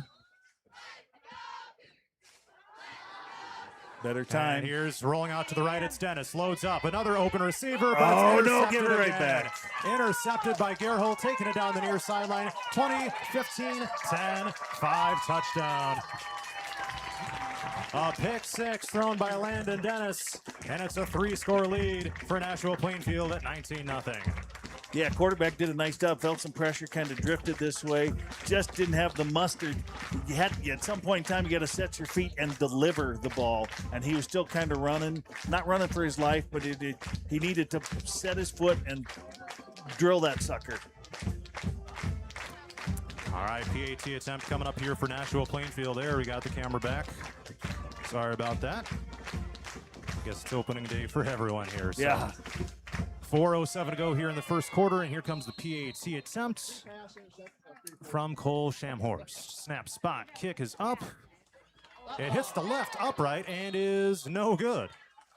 Doinked. Only one doink, not a double doink. All right, so with 4:07 to go in the first quarter, it's Nashua-Plainfield 19, AGWSR 0. Savings Bank School Pride Debit Card. Choose from AGWSR, Dike New Hartford, or Gladbrook Rhinebeck. Every swipe helps support your local schools. Stop by any PSB location and get yours today. Member FDIC. See Barry and Tammy Hoffmeister at Farm Bureau Financial Services in Ackley for all your personal, business, and farm insurance needs, including auto and life insurance. Farm Bureau Financial Services. Check with the Hoffmeister office in Ackley. They make insurance simple. Butler.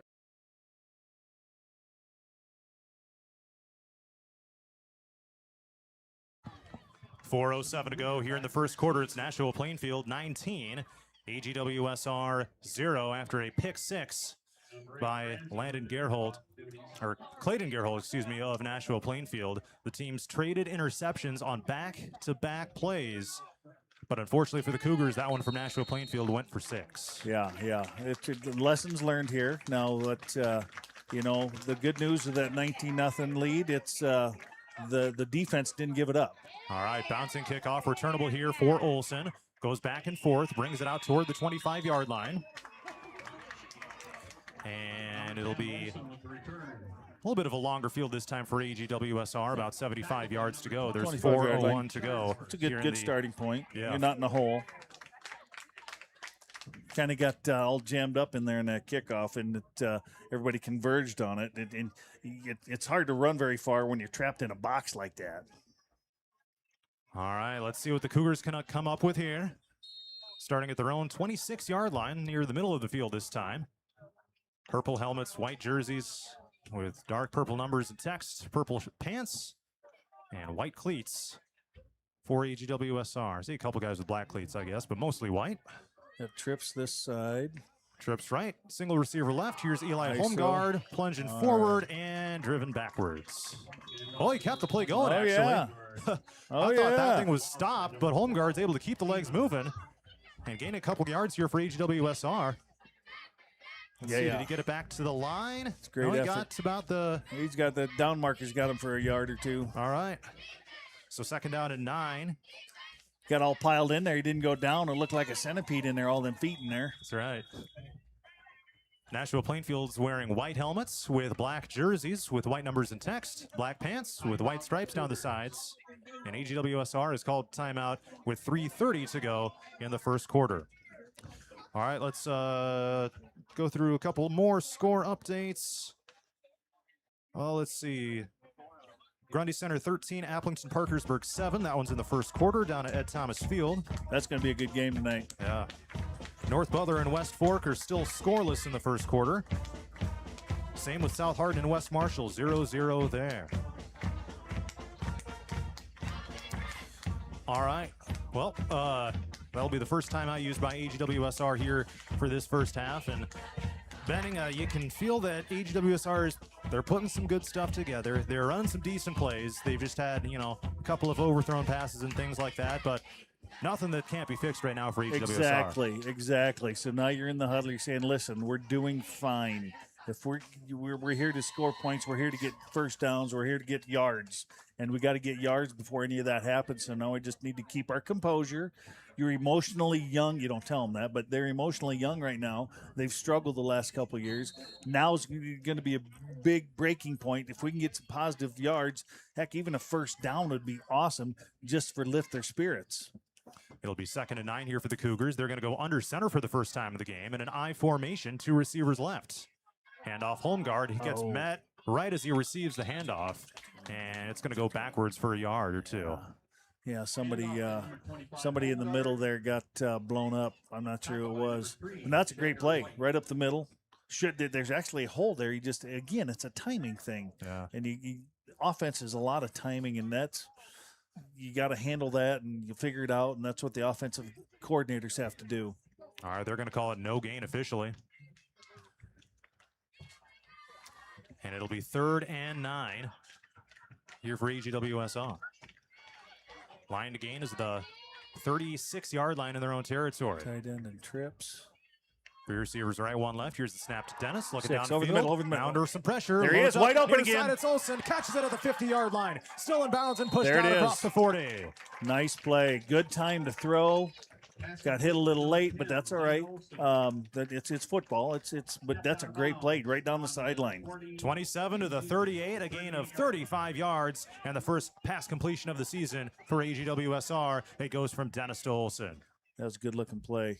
And AGWSR down into Nashua-Plainfield territory here for the first time in this game. 2:39 to go in the first quarter, trailing 19-0. And here come the Cougars. Now, Dennis did face a decent amount of pressure there, and Nashua-Plainfield definitely has the size advantage in the trenches. That's going to wear on a smaller team. You can do it, but it's going to wear on them. Trips right again. Here's Dennis rolling right under pressure. Dumps it off. He's got home guard at the 35-yard line. Brought down from behind. Nice dump off there on a good halfback wheel route by home guard. Flag comes flying in from across the field. Flag on the play. All right, well, let's see what we got. As of now, it's a gain of about 5 yards. That was a nice play because it was into the short side of the field. The trips are on the short side, so you can stretch it out, and then once somebody's got to go with it. And the one of the 3 receivers just sat there, and you can't run very far, so you just sit, and you're a nice target for the quarterback to throw to. Oh, Nashua was moving backwards. All right. Oh, well, maybe not. Okay. What do we got? They initially looked over to the AGWSR sideline to see if they could. They're going to wave off the penalty. Okay. Oh, sideline infraction maybe. That could be. Flag on the play. Yeah, the head referee just took the flag and waved it in the air left to right. So. All right. Here we go. Good play. Follow up again. So back-to-back pass completions now for AGWSR. That one to Eli Holmgard. Little run, little pass.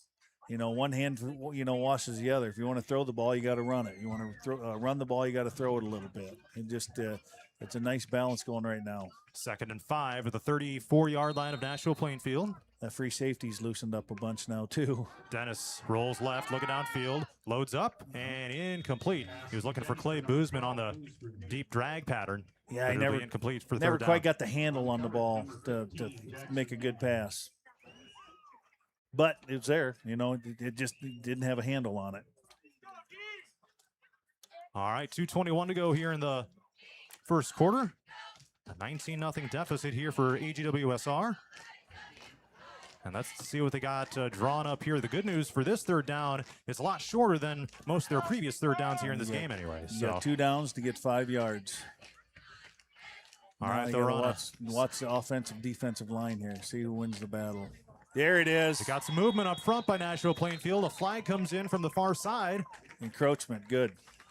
Will this be enough to move the chains? Step it off. It's going to be very close. It's going to be just short of a first down, but 3rd and inches now for AGWSR rather than 3rd and 5. That's right. That helps. You're darn right. Now you just get a first down and keep working it. Yeah. All right. Down to the 29-yard line of Nashua-Plainfield, moving from left to right. Down to the west end of the stadium here. It's Lloyd Cobe Field here at Nashua-Plainfield. It's going to be a quarterback sneak. Push. They run the heavy package, and flag coming in comes from the back. Could be a face mask. Coming in from back there. What do we got? The spot is going to give them a first down, certainly. But we'll wait and see what the penalty is. Come on, white hat. I saw one of them give the face mask signal. Yeah.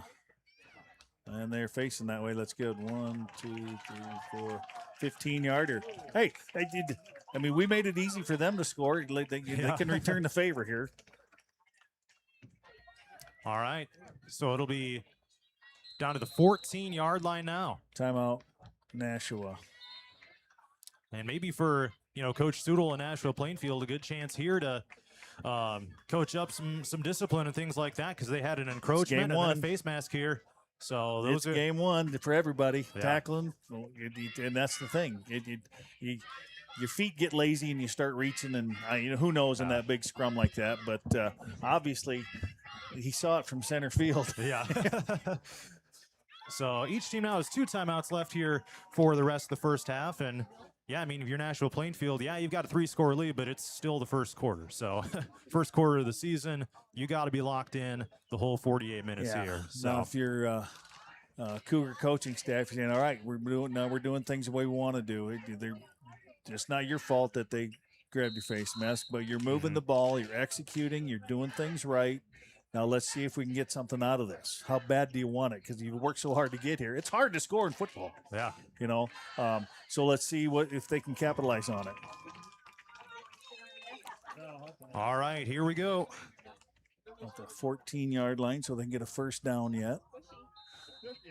Cougars are up to 39 yards of total offense, most of them through the air. 2:16 to go here in the first quarter. Down 19-0 to Nashua-Plainfield, but they're down to the Husky 14. Trip receivers to the left and a single man to the right, with home guard to the backfield out of the pistol formation here with Dennis at QB. Here's the snap. Counter. Tosses left. Power There's play. home guard. Good cut. Takes it down the hash marks toward the 10-yard line. He'll pick up about 3.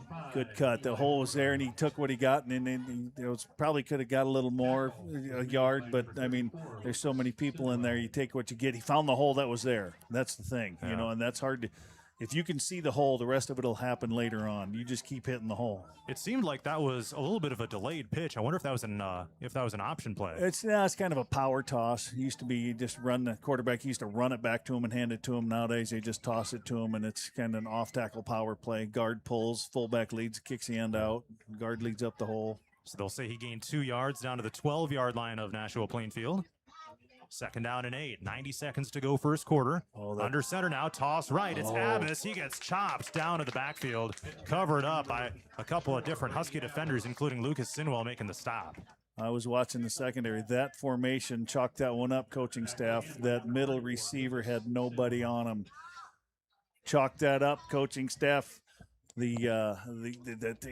hopefully the guy in the box saw that and will relay that down. Say, hey, that formation is golden, because Nashua looked like the free safety didn't know which way to go.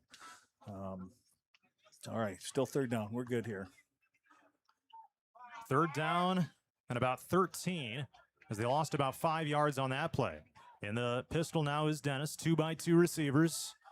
He throws right over top of Clay Boozman, and he had a defender right on him as well.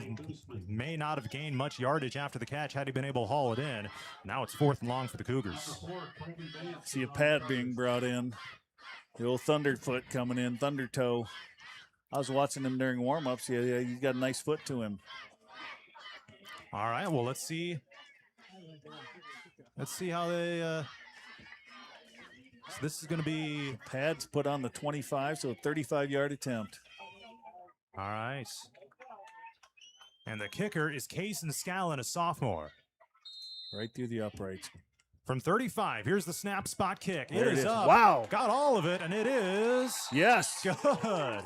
So with 38 seconds to go in the first quarter, it's Nashua-Plainfield 19, AGWSR 3. On other area communities with fiber optic broadband internet, telephone, and TV streaming services. For fast, reliable access to the web for work, school, or play, choose Butler Bramer Communications, bringing the world to Clarksville. For the comfort you want in your home, call the Karstens. Karstens Plumbing and Heating of Iowa Falls and Ackley has over a century tradition of heating and cooling, installing new Ruud and Air Ease brand systems now, and servicing all brands. Call the Karstens.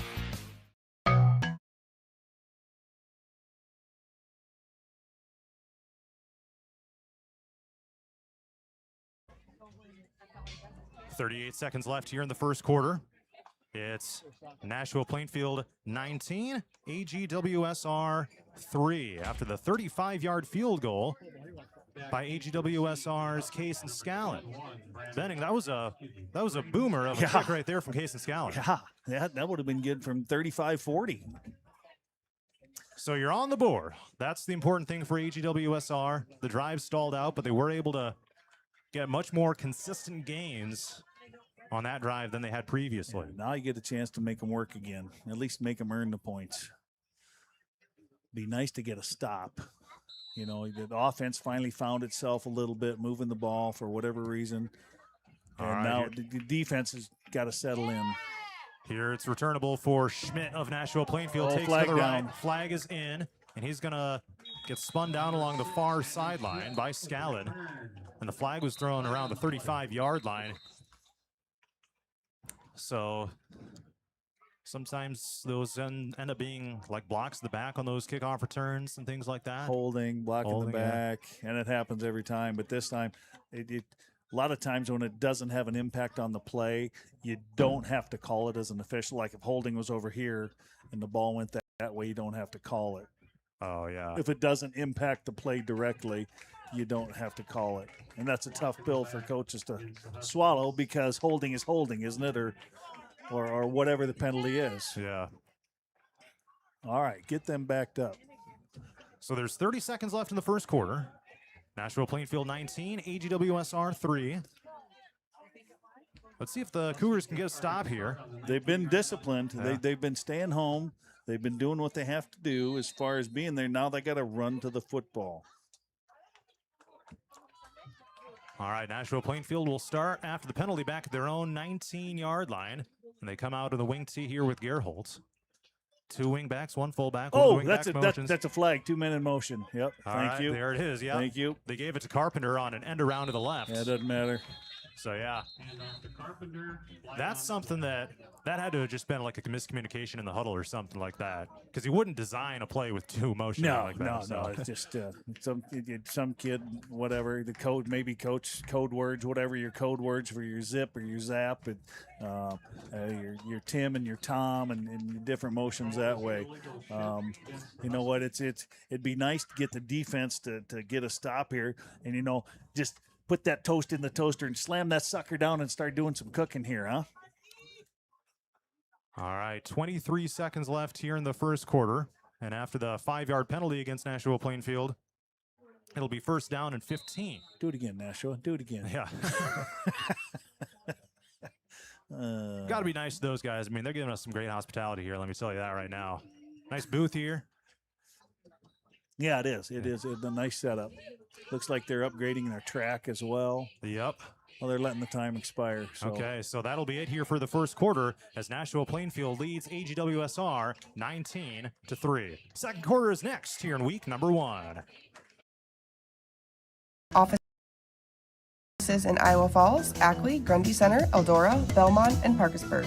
Member FDIC, Equal Housing Lender. Greenbelt Bank and Trust. Small town, big hearts. Leading the way. From chainsaws and paint, barbecue grills to every nut and bolt you need, Hampton Hardware has it. Plus, remember their rented center. They have hunting and fishing licenses too. Open 7 days a week on Highway 3. Shop local at Hampton Hardware.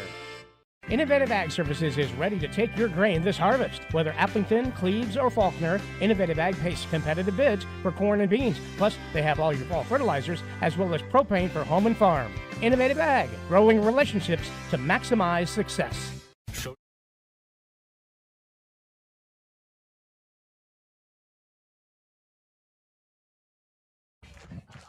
Let's head to the second quarter at Lloyd Cobe Field at Nashua-Plainfield. It is 19-3. Nashua-Plainfield leading AGWSR. We do have a score update from down at Ed Thomas Field. It's actually 14-7 AP.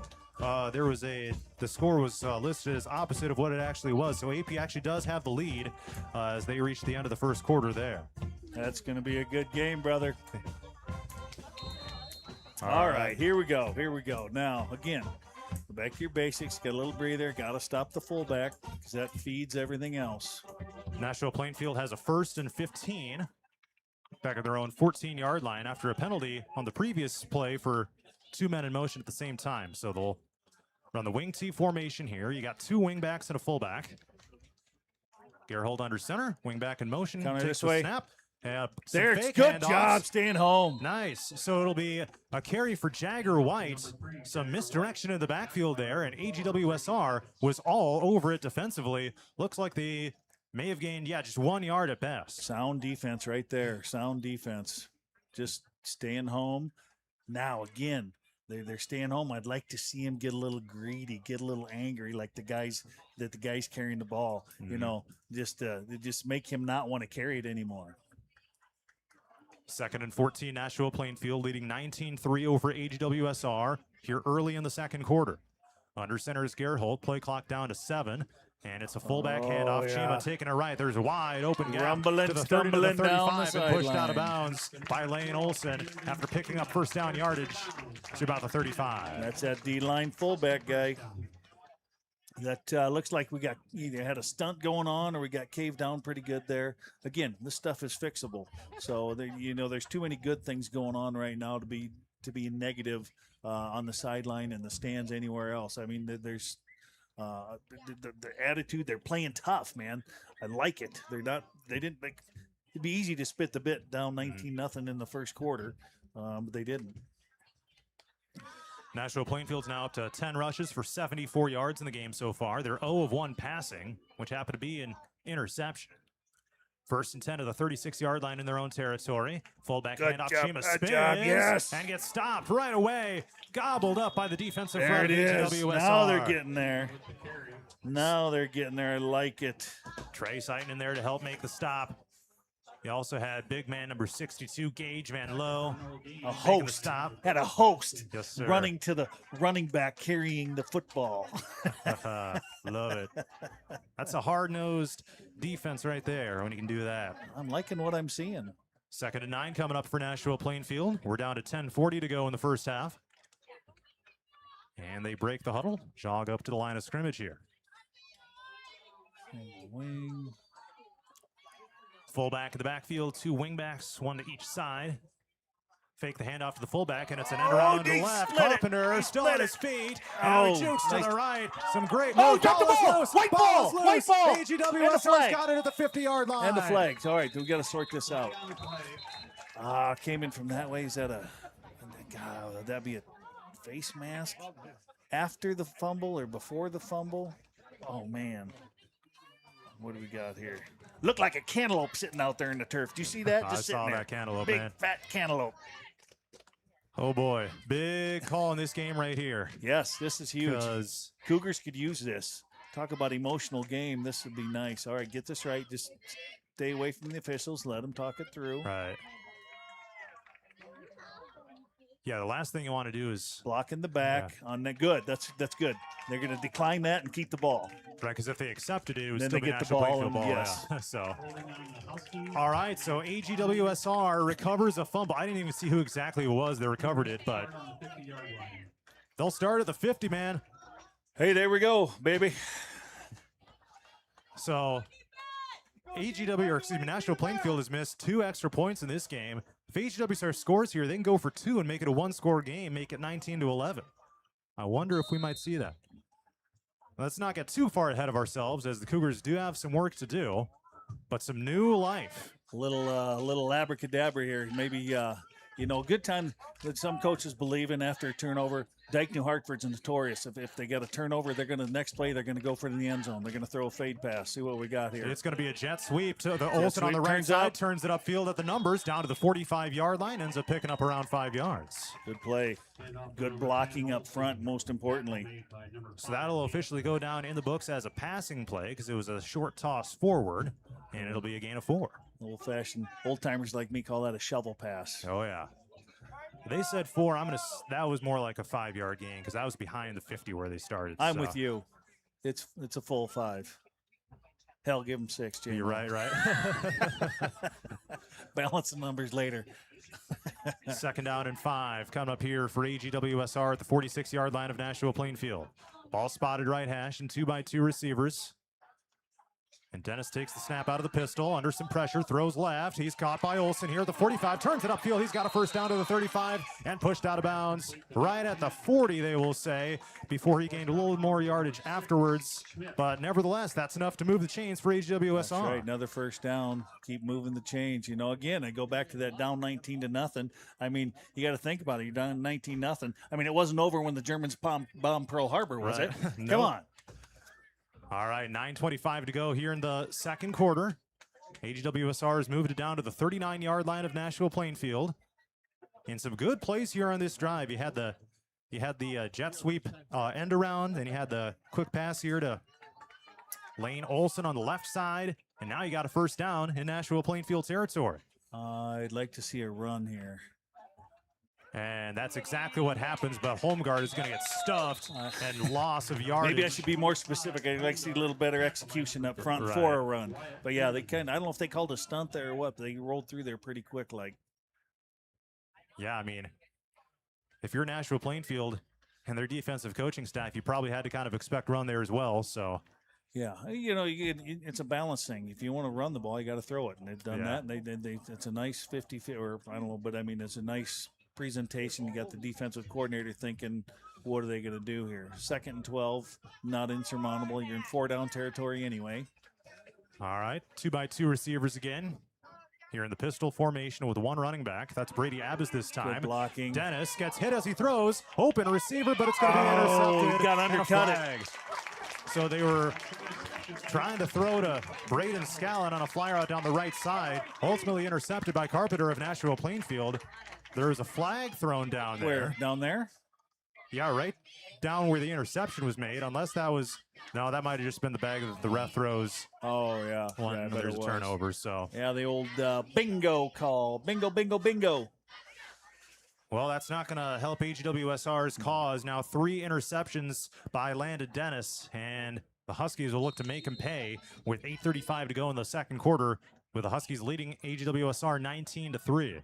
I said, the offensive line play is positive. There's a couple of breakdowns there, or at least one breakdown, but there's some security taking place. They're not giving it up every time. It's not a full flush. Here's a fullback carry, left side to the 20-yard line. He's still up. On his feet, no! And this is going to be a touchdown for Nashua. No way! No way! Good hustle. He's going to be run down by Carl Hoocher. That was a great defensive pursuit. It looked like Chima was going to be He gone. was rumbling, stumbling down the field. But a great effort play by Carl Hooger of AGWSR. Holy smokes. You know, right there, you're seeing some heart out of the kids that want to play. Yeah. Right there. How easy would it have been? I don't have to do, he's going to, situation, whatever. Great job hanging in there. There's more than one. There's two other guys that are chasing him. Yeah. That's awesome. So that's a 60-yard run. That puts Nashua-Plainfield up over 100 yards rushing, now to 135. 8:22 to go in the second quarter. Nashua-Plainfield is now into AGWSR territory of the 25. Fullback handoff to the right. Good defense, sound defense. Goes for about 3 to 4 yards as Clay Boozman tumbles on top of him to make the tackle. Tackle is made by number 4. This wing T set up, the back going here, back going there. There's more misdirection that's intended there how do I say this? There's more misdirection than a game of Twister at an octopus convention. Okay. I mean, there's people going this way and that way and this arm and that arm and a guard pulling and the quarterback. They did the naked boot quarterback. It's all over the place. So they're doing a good job. And great job defensively, too, hanging in there, staying home, playing fundamental defense. Second down. There's that 7. naked boot. Stayed To the home. outside Got it is the sniffed quarterback out. Gerholt. Got 4 or Jukes 5 to the guys left. there running to the Still ball. on his feet. Love spinning, it. And gets pushed backwards. All right. I see 11 Cougars around the football. That is is awesome. chasing the ball. Now you just get a little angry when you get there.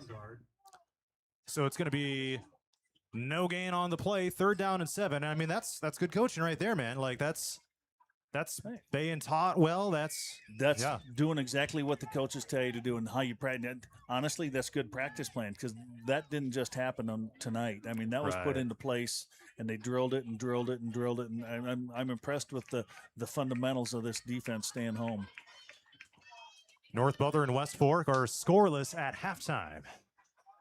So here's 3rd and 7 for Nashua-Plainfield. Plugged Fullback, up. Good defense bounces to again. the outside. Shima in the 4 or backfield. He's 5. going to be brought down. 11 of them there getting to the ball again. Good job. 4th down. There's Gage Van Lowe piling over him here on the near sideline. Getting a little excited here, J-Mo. Getting a little excited. That's going to be a loss of 5 right there. Yeah. Plugged it up right out of the get-go. The trap never had a chance. So who's ever in the middle there is doing a good job. All right, Benning. Looks like they're going for it here on 4th down and 12. Okay, now watch the down hand. Don't give them a cheap 5. Watch the down hand. You got their kicker warming up here with the net, but this would be a really long field goal in the high school game. Yeah, after he doinked that one, no, that's he's not going to. All right, they're going to go shotgun here. 2-by-2 receivers with a running back, and now a timeout called by AGWSR. Yep. McKade Eisentrager's like, I have not seen this formation yet, so we're going to talk about this and see what we can come up with here. Good job. You can't take them with you. Use them. It's a All good right, deal. now you got to wonder if they're going to come out in the same type of formation, back to the shotgun. And really, for a team like Nashua-Plainfield, you're not really built for these long down and distance situations. No, the wing T's not built for this, But I'll tell you what, that D-line fullback, when he gets the ball, he's running like he's trying to impress his girlfriend's mother in the stand. Boy, I'll tell you what, he's a load to bring down. So I don't know if they're spreading them out to hand it off to him, but I'll tell you what, defense is playing sound. What more can you do? I mean, it's 4th and 12. Yeah, and 2 of Nashua-Plainfield's scores were defensive scores. You had a pick 6, and you had a rip 6. Rip 6. I love that term, rip 6. That's awesome, man. All right, they can throw the pass. Just keep them away from the sticks. So Clayton Gerholt, the quarterback of Nashua-Plainfield, is 0 for 1 with an interception. So well, he's really not 0 for 1 then, is he? Right. He's 100%. Here we go, passing down with out of the shotgun. Here's Gerholt Gerholt rolling right, throws to the end zone, wide open, touchdown Nashua-Plainfield. Wow. It was Carpenter near the corner of the end zone, and that's exactly what they were looking for, a 27-yard score. Yeah, there had to be a breakdown there somewhere. I was watching the offensive line, defensive line play. Cougars brought some pressure, so I didn't see the coverage, but he's open enough that I'm guessing it was probably the inside receiver did a chair route, and the cornerback went with the in cut. So, yeah, that's just a guess. That's typically what that looks like. Here comes the PAT. But he had some pressure. Yeah. I mean, the Cougars are pushed him out of the pocket and made him roll. Let's see if we can get another doinker here. All right, here's the snap spot. Kick is up. Angling toward the left, but it is good. So with 5:48 to go until halftime, it's Nashua-Plainfield 26, AGWSR 3. Savings Bank School Pride Debit Card. Choose from AGWSR, Dike New Hartford, or Gladbrook Rhinebeck. Every swipe helps support your local schools. Stop by any PSB location and get yours today. Member FDIC. See Barry and Tammy Hoffmeister at Farm Bureau Financial Services in Ackley for all your personal, business, and farm insurance needs, including auto and life insurance. Farm Bureau Financial Services. Check with the Hoffmeister office in Ackley. They make insurance simple.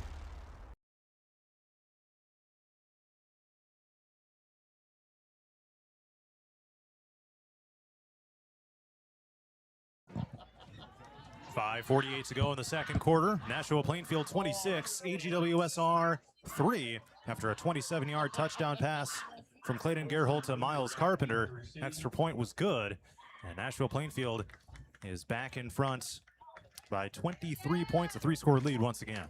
Again, that's a fixable. That's not something that can't be fixed, and I love the heart that they showed making Nashua. It's a surprise onside kick recovered by AGWSR. Good heads-up play there by Case and Scallon getting on top of it, and they're going to get the ball at their own 45-yard line, so nice. Cougars will take that. I don't know if that was a surprise. I think he just missed it.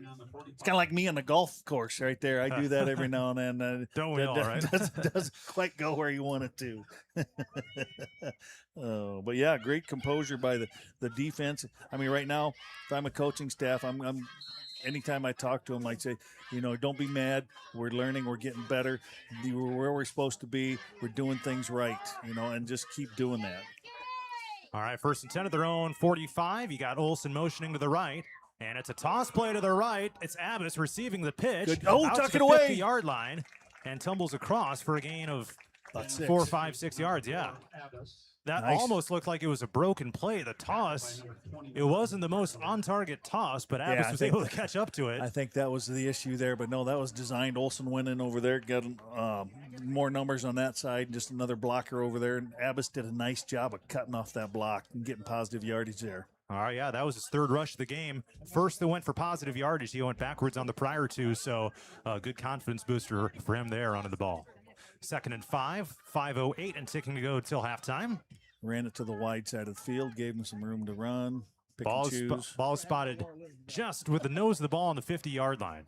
Here's a run to the right. Scallon looks to turn the corner. Yes! He does. Fighting for the first down. He's got it. There you go. How about that? There you go, making it happen. Running backs carry the football, baby. That's what he did. A nice job running down the field there. Then I'd like to see him tuck it away. Yeah. No, that was Abbas on the play before. I don't know if he was kind of let that ball go out there a little bit. Again, this is game 1. Yeah. I'm getting nitpicky, but you got to have something to go to practice for on Monday. Right. Get healed up and hey, do a better job hanging onto the ball. So not quite enough for a first down. It's going to be 3rd and inches now for AGWSR.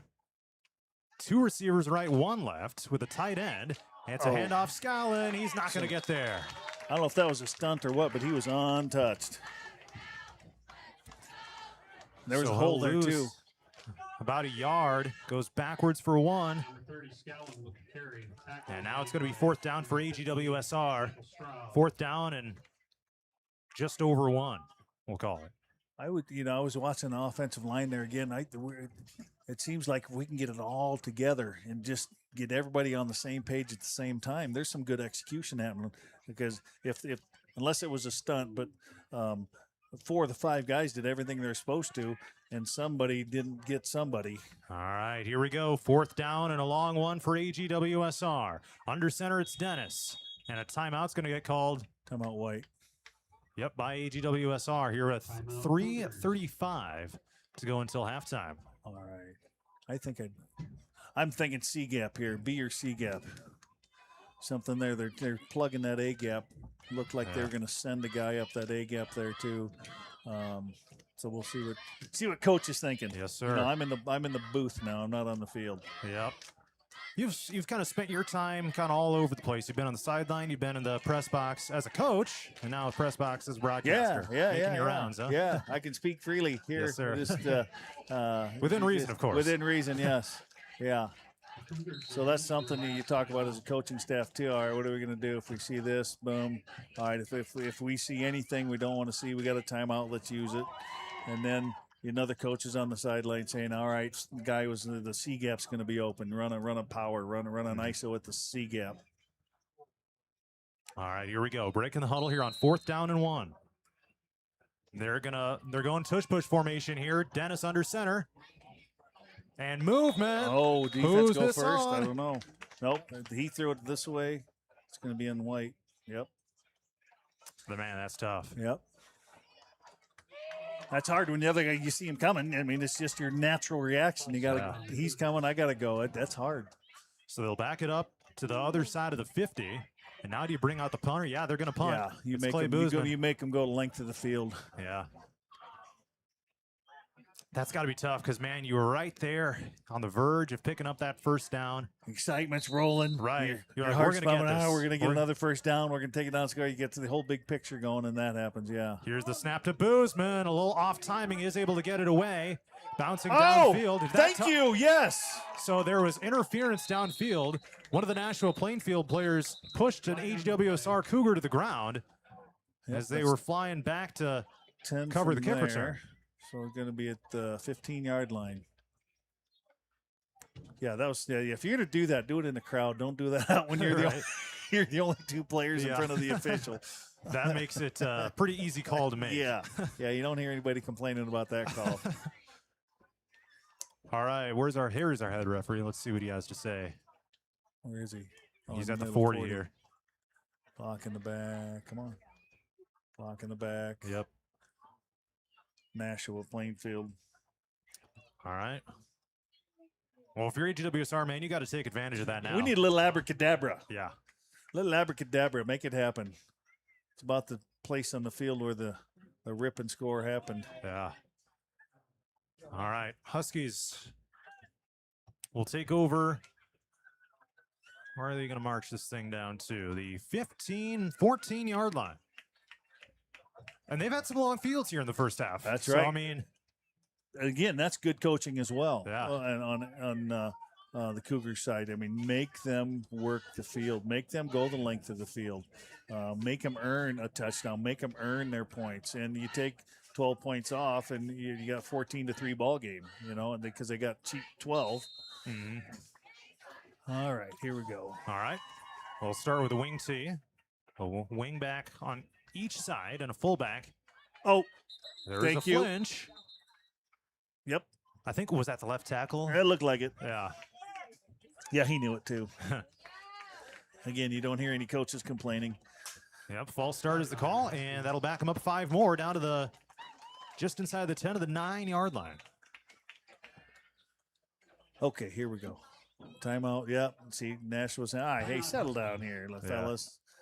And the Cougars are saying, all right, you got him here. Now, it'd be great to get a stop here. Right. Get a 3 and out. You're going to end up with great field position. I'll tell you what, there's one that you can do.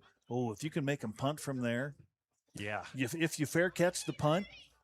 Ooh, I know where you're going with Yeah, this. if you fair catch the punt, you get to kick off a tee, and the defense is 10 yards back. You kick it through the uprights for 3 points. Yeah, that's I don't think I've ever seen that in a high school game. I have one Really? time. One time? Okay. Up in Decorah. Decorah was, I forget who it was. I went up to watch a game up there, and I saw it. They had some Thunderfoot, man. He could kick. The old fair catch kick. Fair catch right before halftime, too. They were punted out of the end zone and made it easy. I mean, the kid kicks off from the 40 and put it through the uprights anyway, so that was a chip shot for him. They're and there's nobody coming at him either. Right, yeah. Totally uncontested, so it's just like you're practicing out there, too. Like, you know what? With a crowd of people watching, but let's get 6. Let's get 6 here. Right. All right. Okay, so 1st and 15 now from the 9-yard line. They call it a 10 on the scoreboard.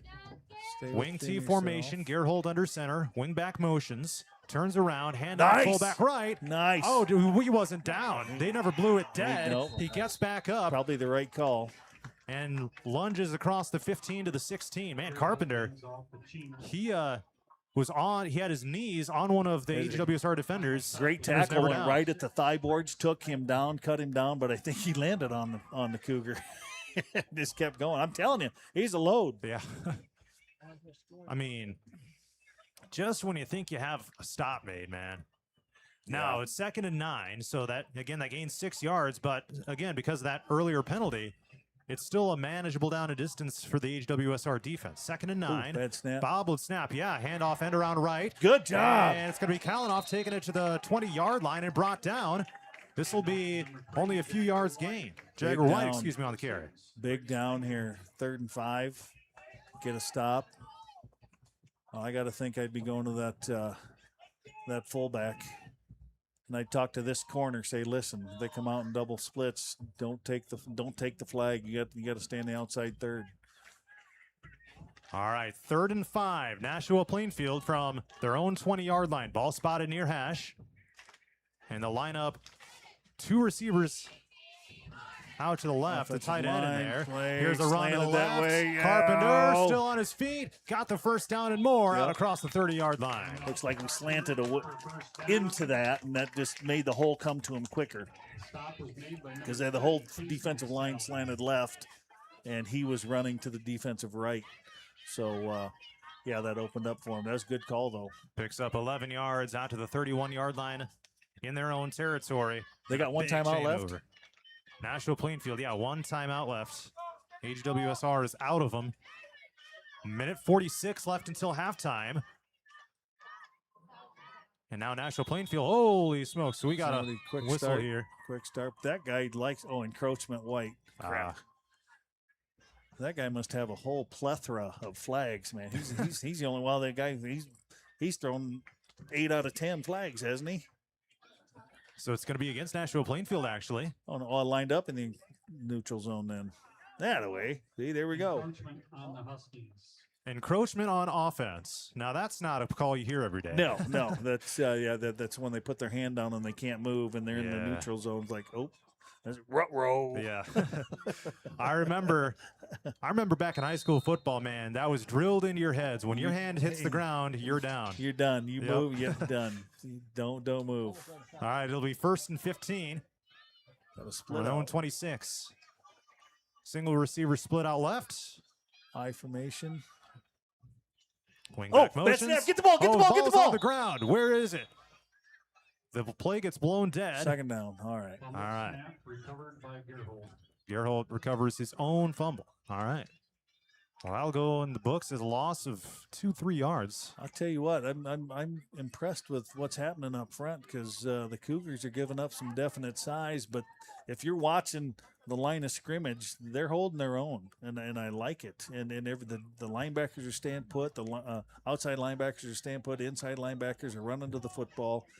I think I might try to plug that center right in the ear hole with a stunt. He's having a hard time getting it back to him here.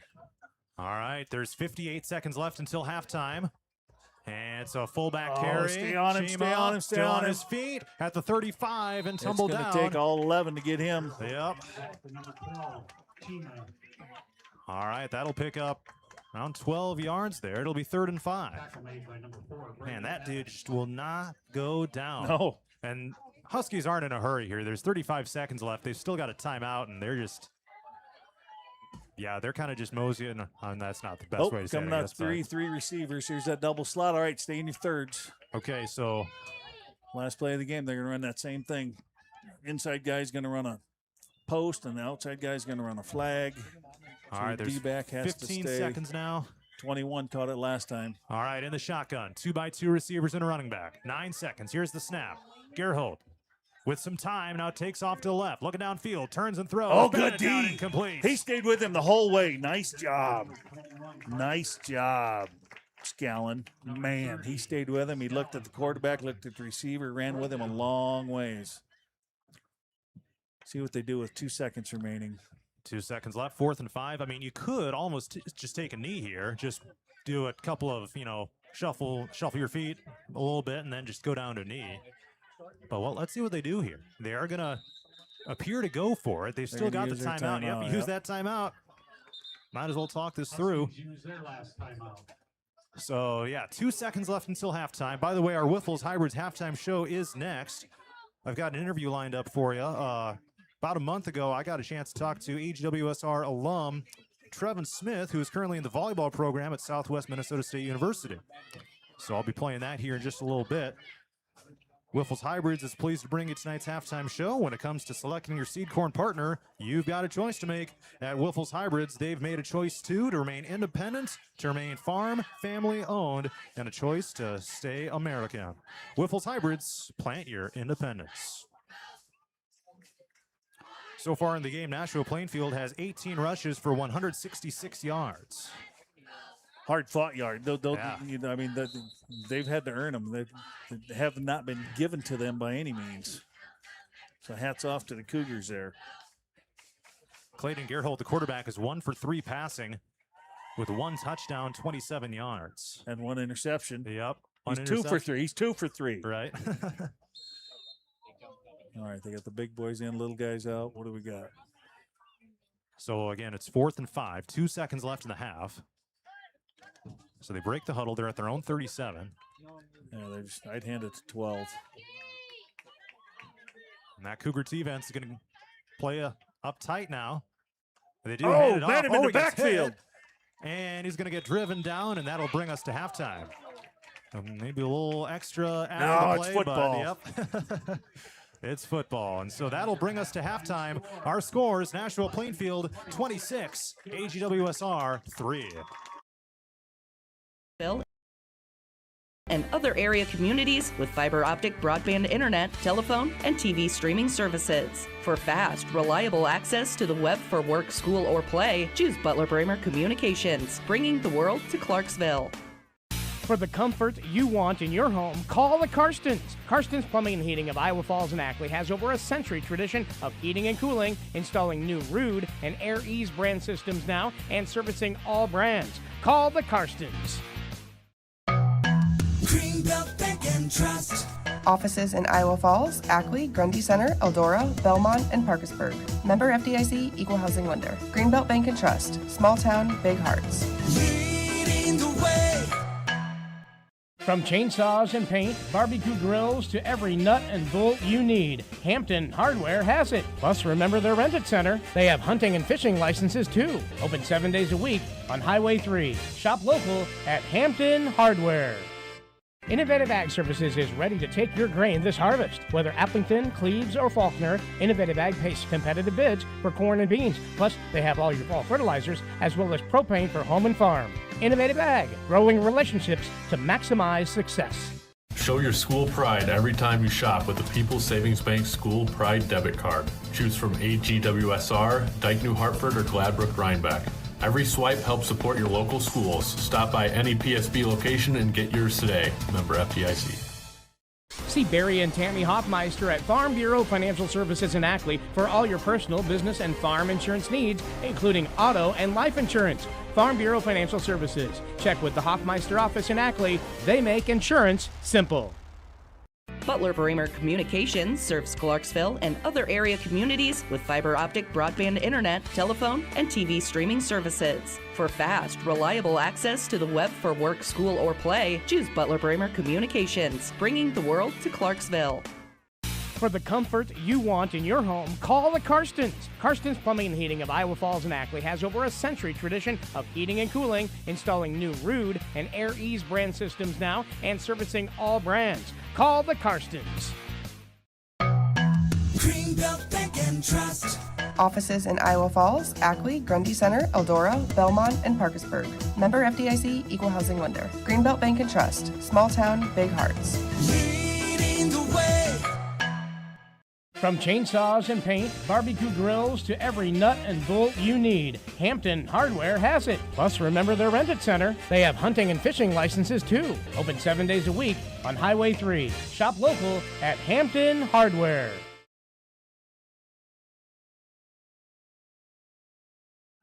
We've reached halftime here at Lloyd Cobe Field at Nashua-Plainfield. The Huskies lead AGWSR 26-3.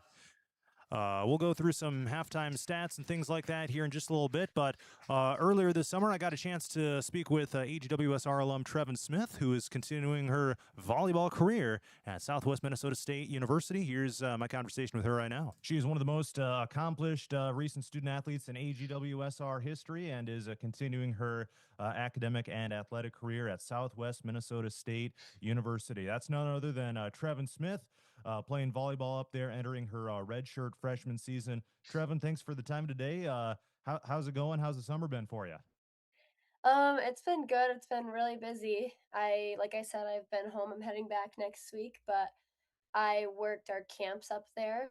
We started the 5th of July, and then I came back the 22nd. So I was busy with that. And then I coached a club team in Marshall. I worked a lot with their high school team, helping with open gyms. And then my team went on a trip to Europe right at the beginning of the summer. So just been kind of all over the place, but it's been good. So a European trip. Tell me a little bit about that.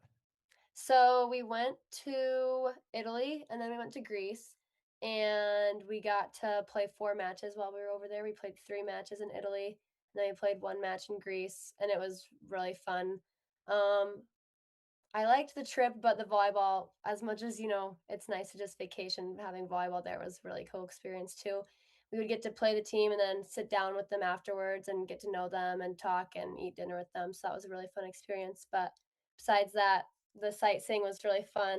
I really enjoyed Greece. We got a beach day there on a boat, so that was pretty cool. But yeah, overall, it was a really fun experience. Yeah, I don't want to get too far off topic, but when it comes to that European trip, I mean, that had to be. Was that something like where you kind of almost like introducing the game in a way to them? Because I know that's really big in the United States, but maybe not as big. Volleyball maybe isn't quite as big in some other countries, or what was that like? The teams that we played were more like club teams, so they were very competitive, so that was fun, but I'd say in general, because they don't have like high school sports or university sports, so in that way it's kind of different, but within their clubs, I'd say, or certain areas, there was a good amount of people that it was popular for, but yeah. For sure. So getting back to things here at Southwest Minnesota State. Last year, team wise, you're coming off a season where you had a good record, but you fell short of making it to the NCAA tournament. So just tell me a little bit about that, how the team kind of handled that. I imagine that probably wasn't really sitting well for you guys, right? Kind of add some fuel to the fire for this year.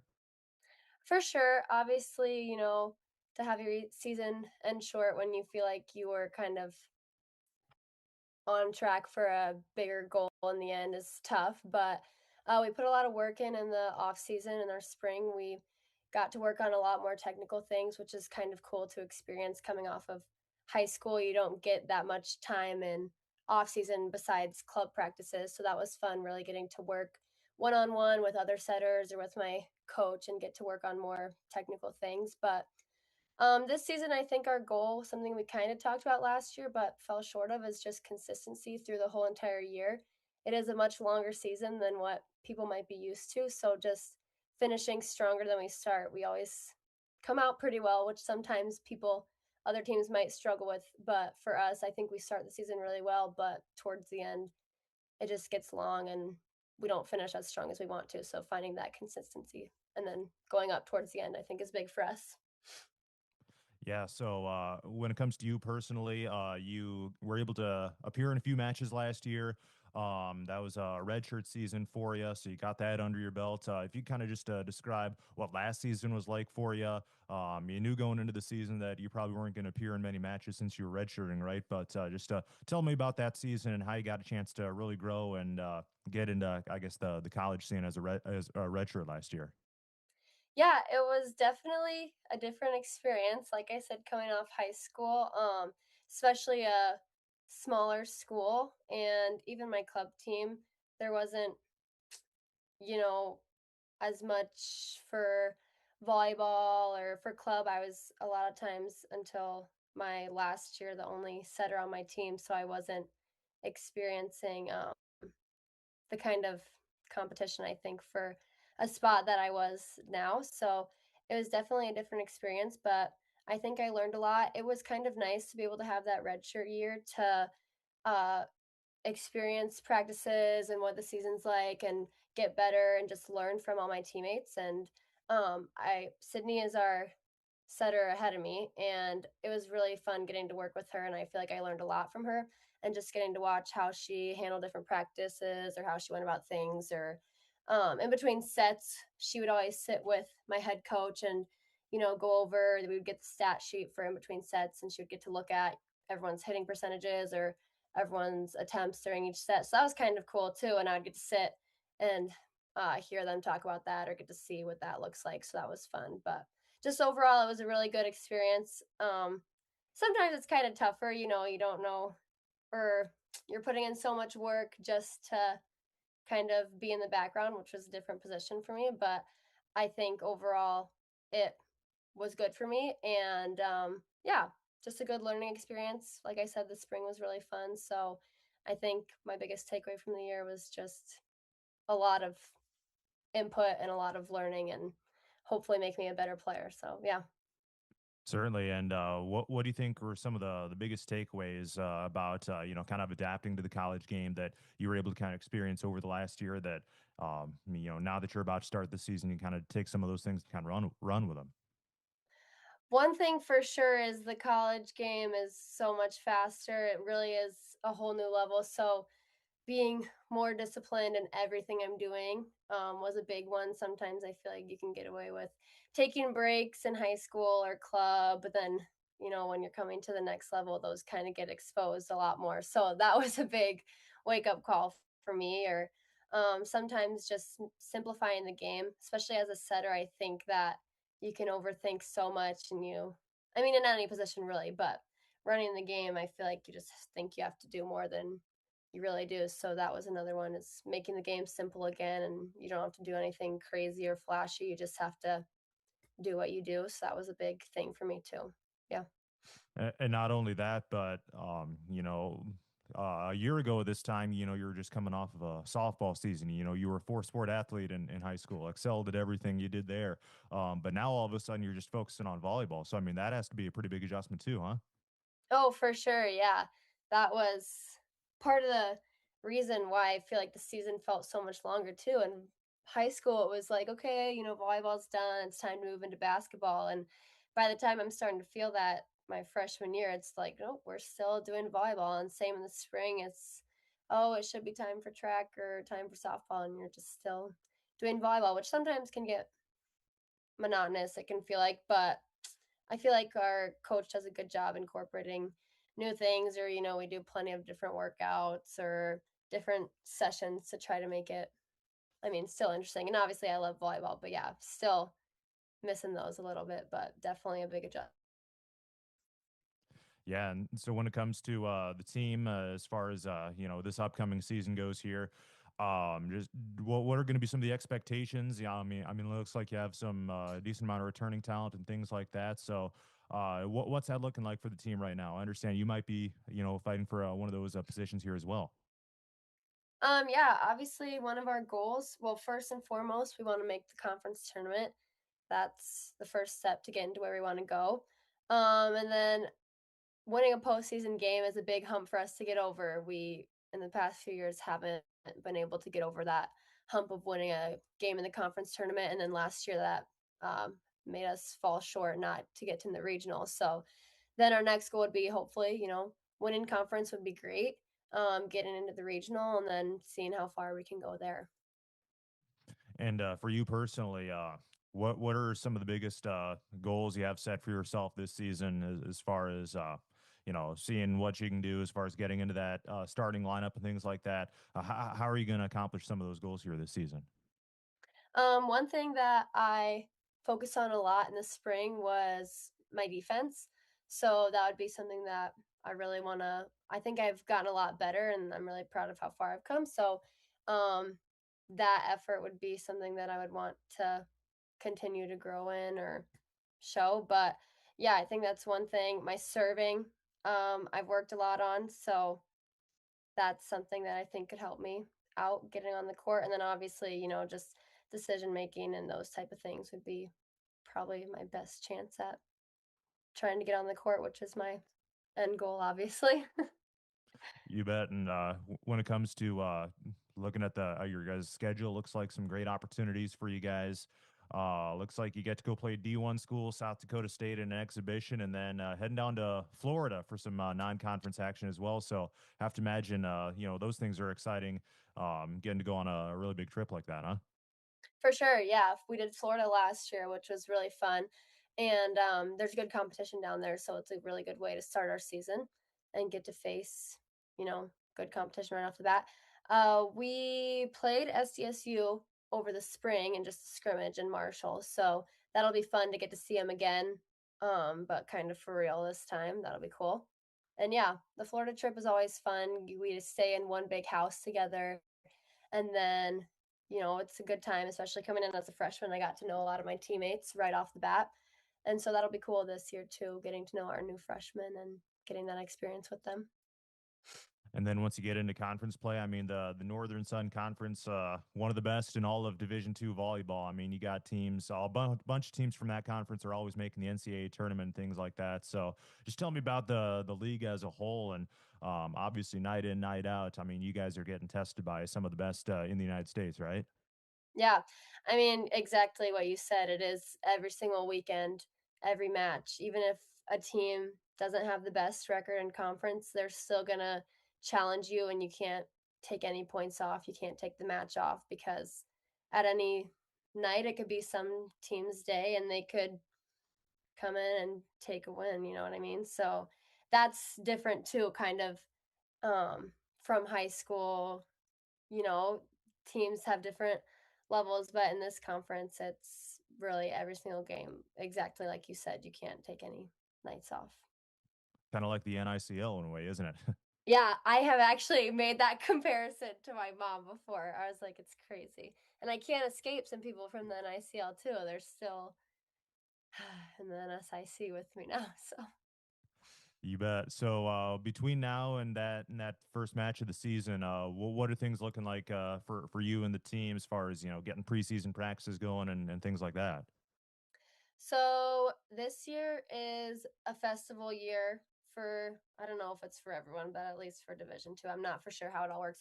So we get an extra week of preseason. So this week we'll have 2 weeks of preseason versus just one. So we'll start next week. We move our freshmen in on Friday, the 7th. And then we have captains practices, scrimmage each other, or just kind of play, whatever. And then Monday we'll officially start practices. We usually have 2 sessions a day. I think this year they're kind of changing what they've done in the past. So in our spring, we usually do individuals with certain positions. And so I think they're going to, from what it looks like on our schedule, we're going to incorporate some more individual position practices into our preseason, which I think will be really fun. For me specifically, when we would just have targets set up and set into the targets for a while, which it's really nice to just get those reps versus always setting to a hitter or setting off a pass or something like that. So I'm looking forward to that. But besides that, yeah, just your normal 2 days lift, some scrimmages in there. Yeah. And then you're a culinology major. Is that still correct? Yes. How's that going for you? It has been really fun. I really like the program. It definitely is a little harder to incorporate. I'm the first volleyball player that's done culinology, so incorporating it into my volleyball schedule, looking forward to the next few years, might be a little bit of a struggle. Like this semester, I have a class, advanced culinary arts, and I took culinary arts or beginner culinary arts last semester, and that was 2 to 8 every Tuesday. And so in the spring it worked out fine, but this semester I have it 1 to 7 every Wednesday, so that'll be interesting just with our practices. So my coach and I have briefly talked about it, but just another obstacle that I'll have to work around a little bit. But yeah, I really like the professors and the program's really fun. So that's been cool experience too. All right, I think that's about all I got for you here today. But any final thoughts you'd like to share about your volleyball career or about the team in general before we wrap up? I don't just, it's been definitely a different experience than high school ever was, but I'm really grateful for it. I think college sports are something that every athlete hopefully looks forward to. So, yeah, I don't know. It's been really fun, and I'm looking forward to the next 4 years left of it. So, yeah, thank you. All right. Once again, that was my conversation with AGWSR alum Trevin Smith, who is going into her sophomore volleyball season at Southwest Minnesota State University. All right. We're going to take time out. We've got about another 5 or so minutes before we get rolling in the third quarter. It's Nashua-Plainfield 26, AGWSR 3. This harvest, whether Applington, Cleves, or Faulkner, Innovative Ag pays competitive bids for corn and beans. Plus, they have all your fall fertilizers as well as propane for home and farm. Innovative Ag, growing relationships to maximize success. Show your school pride every time you shop with the People's Savings Bank School Pride debit card. Choose from AGWSR, Dike New Hartford, or Gladbrook Rhinebeck. Every swipe helps support your local schools. Stop by any PSB location and get yours today. Member FDIC. See Barry and Tammy Hoffmeister at Farm Bureau Financial Services in Ackley for all your personal, business, and farm insurance needs, including auto and life insurance. Farm Bureau Financial Services. Check with the Hoffmeister office in Ackley. They make insurance simple. Butler Bramer Communications serves Clarksville and other area communities with fiber optic broadband internet, telephone, and TV streaming services. For fast, reliable access to the web for work, school, or play, choose Butler Bramer Communications, bringing the world to Clarksville. For the comfort you want in your home, call the Karstens. Karstens Plumbing and Heating of Iowa Falls and Ackley has over a century tradition of heating and cooling, installing new Rude and Air Ease brand systems now, and servicing all brands. Call the Karstens. Greenbelt Bank and Trust. Offices in Iowa Falls, Ackley, Grundy Center, Eldora, Belmont, and Parkersburg. Member FDIC, Equal Housing Lender. Greenbelt Bank and Trust. Small town, big hearts. Leading the way. From chainsaws and paint, barbecue grills to every nut and bolt you need, Hampton Hardware has it. Plus, remember their Rent-It Center. They have hunting and fishing licenses too. Open 7 days a week on Highway 3. Shop local at Hampton Hardware. Innovative Ag Services is ready to take your grain this harvest. Whether Applington, Cleves, or Faulkner, Innovative Ag pays competitive bids for corn and beans. Plus, they have all your fall fertilizers as well as propane for home and farm. Innovative Ag, growing relationships to maximize success. Show your school pride every time you shop with the People's Savings Bank School Pride debit card. Choose from AGWSR, Dike New Hartford, or Gladbrook Rhinebeck. Every swipe helps support your local schools. Stop by any PSB location and get yours today. Member FDIC.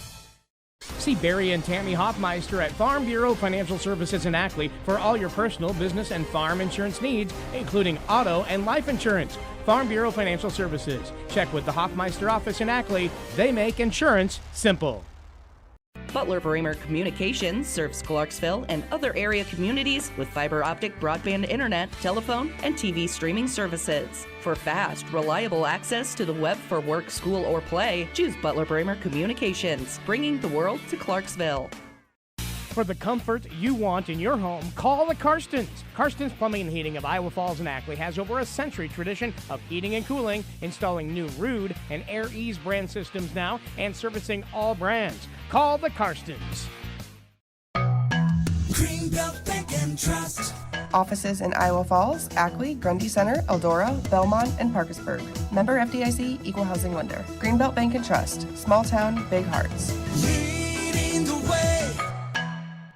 From chainsaws and paint, barbecue grills to every nut and bolt you need, Hampton Hardware has it. Plus, remember their Rent-It Center. They have hunting and fishing licenses too. Open 7 days a week on Highway 3. Shop local at Hampton Hardware. Innovative Ag Services is ready to take your grain this harvest. Whether Applington, Cleves, or Faulkner, Innovative Ag pays competitive bids for corn and beans. Plus, they have all your fall fertilizers as well as propane for home and farm. Innovative Ag, growing relationships to maximize success.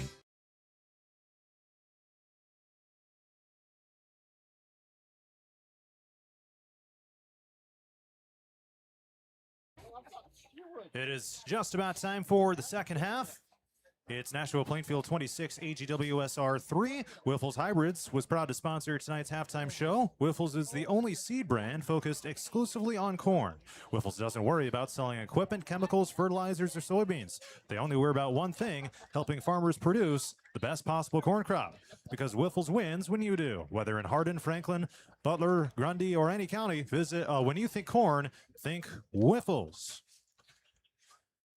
And we're going to be getting into that season before too long here, as those probably got a bunch of people getting the combines in the shop already. Oil's getting changed, getting lubricated, everything greased up, ready to go.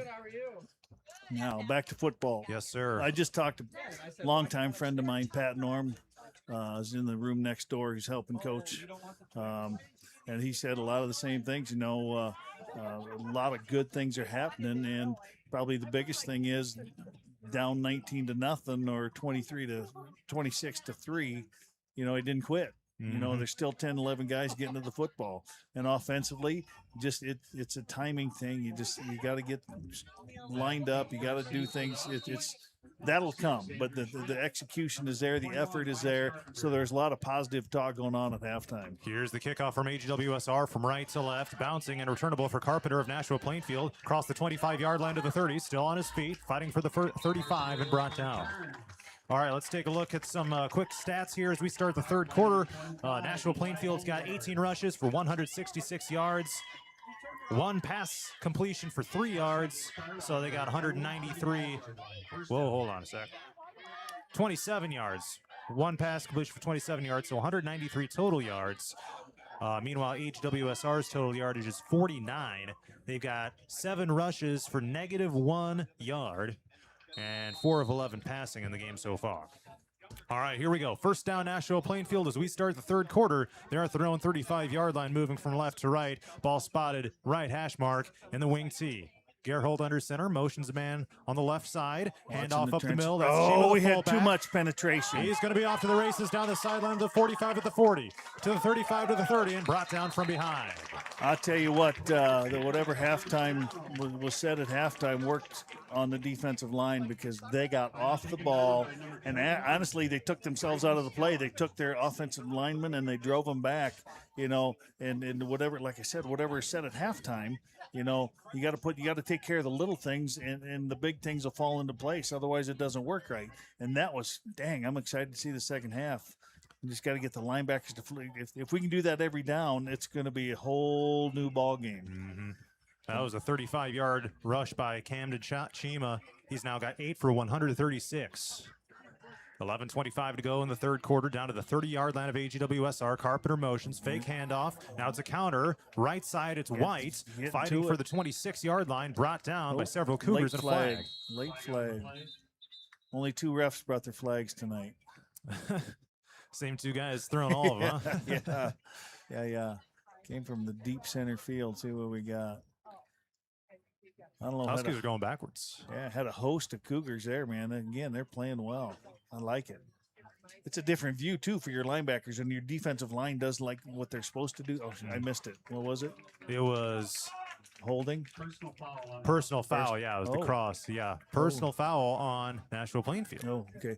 But, yeah, if the D-line reestablishes the line of scrimmage, it's a whole new angle for your linebackers to pursue to. If they just hold their ground, it's more of a flat angle.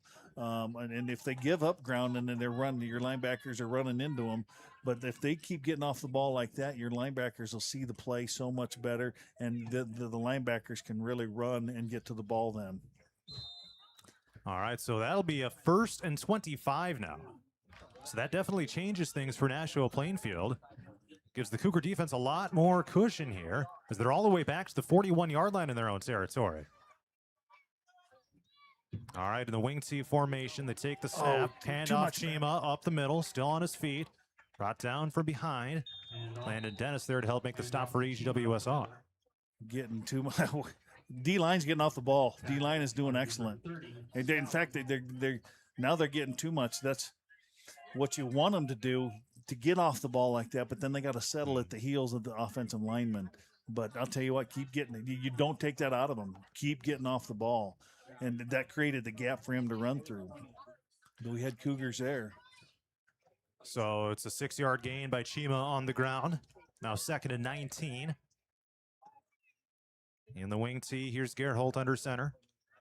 Pass. He's rolling out to the right after faking the handoff. Looking downfield. It might have been tipped, but it's still caught by Carpenter at the 30-yard line. But he brought down well shy of the first down. I love it. Yeah, they put that defense, that outside linebacker in a tough spot. If he stays on the pass coverage, then he's going to run for a first down. If he attacks the quarterback, he's going to dump it to the running back there. It's a nice designed play. So they'll pick up 11 yards, making it 3rd down and 8. So 11-yard gain, it's still a 3rd and long. AGWSR will take that defensively. They had that personal foul that backed him all the way up to the 41-yard line, gave him a 1st and 25. Here we go on 3rd down. We'll call it a long 7.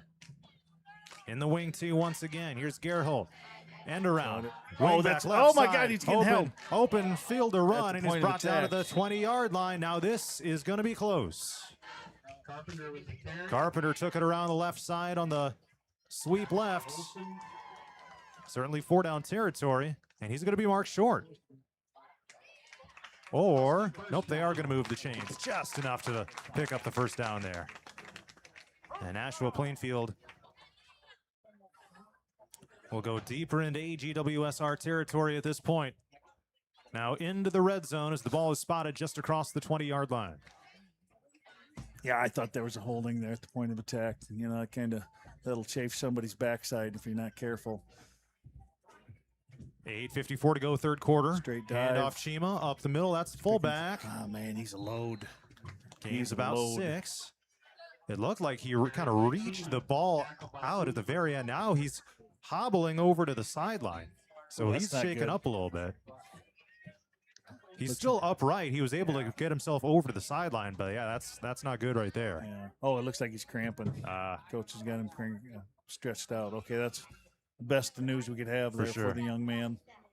Now I got fresh meat running on the field, number 34. Haven't seen him yet. Let's greet him with the big Cougar smile, huh? Yes, sir. Lucas Sinwell. All right. 2nd down and 4. He did have 1 rush earlier in the game, took it for 3 yards. And he lines up at fullback. D-line is doing a great misdirection. job. D-line's doing a great job. Oh, nice Jagger hit. White in the backfield and a big-time pop by Lane Olson. Jagger White slow to get up. Nice fundamental square hit. Right in the chest. Shoulder pads. Did everything you're supposed to do. Dropped him like a wet rag right there. All right, so that'll make it 3rd down and 6 now. And that was only the 3rd rush of the game for Jagger White. He looked like a little scat back, a little water bug back there. He's got a little hitch in his giddy up. I don't think he's going to carry it. All right, you're going to go back to 21, the fullback here. All right, here we go.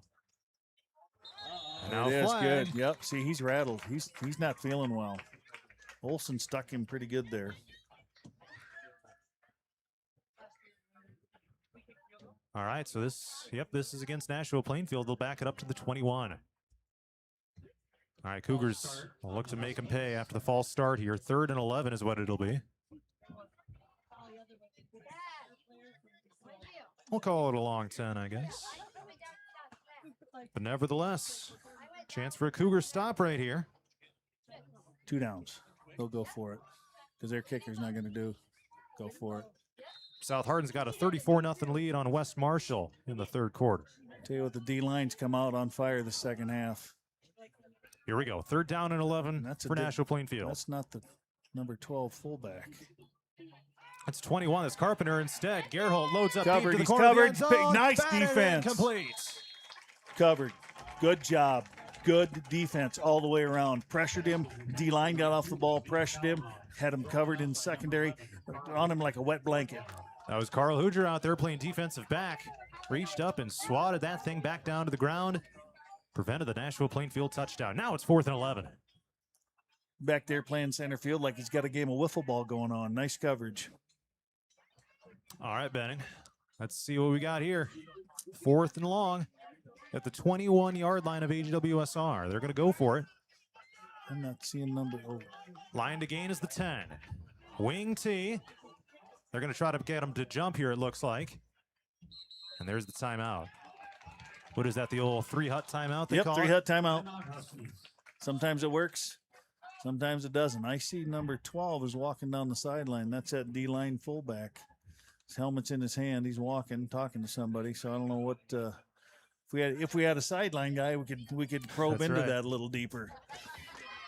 Might have to dig into the Waves budget a little bit. Yeah. Get another microphone. Oh, yeah. All right, well, 6:23 to go here in the third quarter, and this has been a time-consuming drive for Nashua-Plainfield as well. I mean, this is the first possession of this third quarter. So they've just taken this thing all the way down the field, man. This could change the dynamics. I'm telling you, you stop the fullback and you got a chance in a wing T offense. And if he's not in there, because he's a gamer, man, that changes. And the way the defensive line's getting off the ball right now, it's impressive. And if he's not only a running back, he's a defensive lineman. So what's that going to do for the Cougar offense is my question.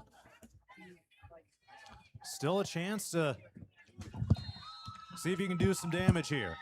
4th down and 10 coming up for Nashua-Plainfield. In the shotgun, here's Gerhold taking the snap. Rolls out to the right, looking downfield, loads up. There's a flag. It's caught by Carpenter in the end zone for a touchdown. However, there was a flag thrown in the backfield right as the pass was being released. So this could be coming back, and it appears to be the case. Everyone's marching back, and this could be the second touchdown of the game that gets waved off because of a penalty. You know, hats off to the Cougars. How many penalties have they had? One offsides, isn't it?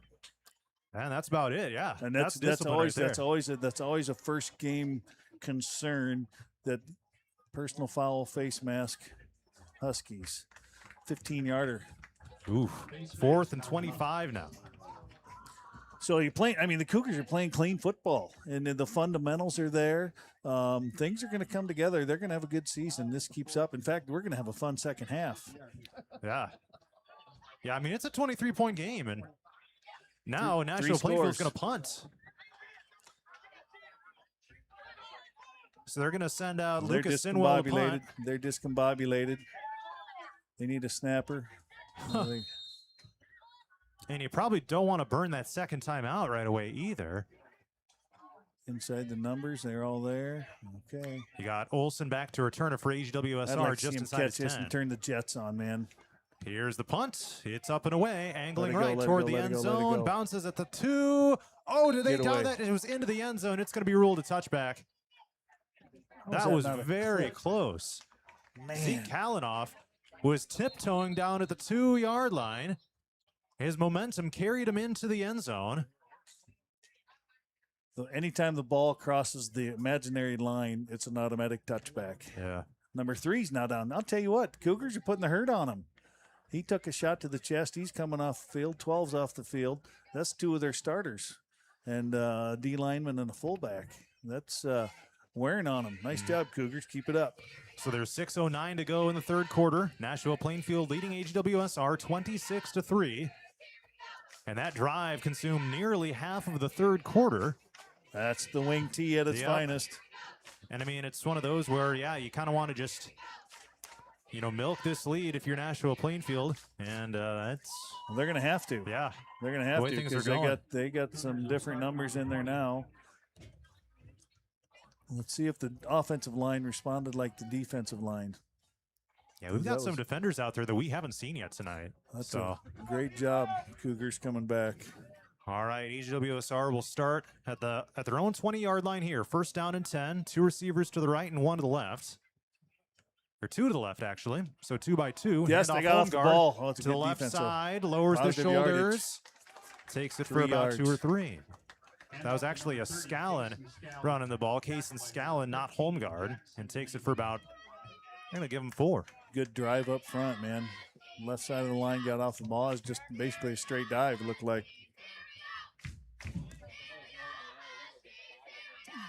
Get back at it. Get back at it. Keep feeding that monster.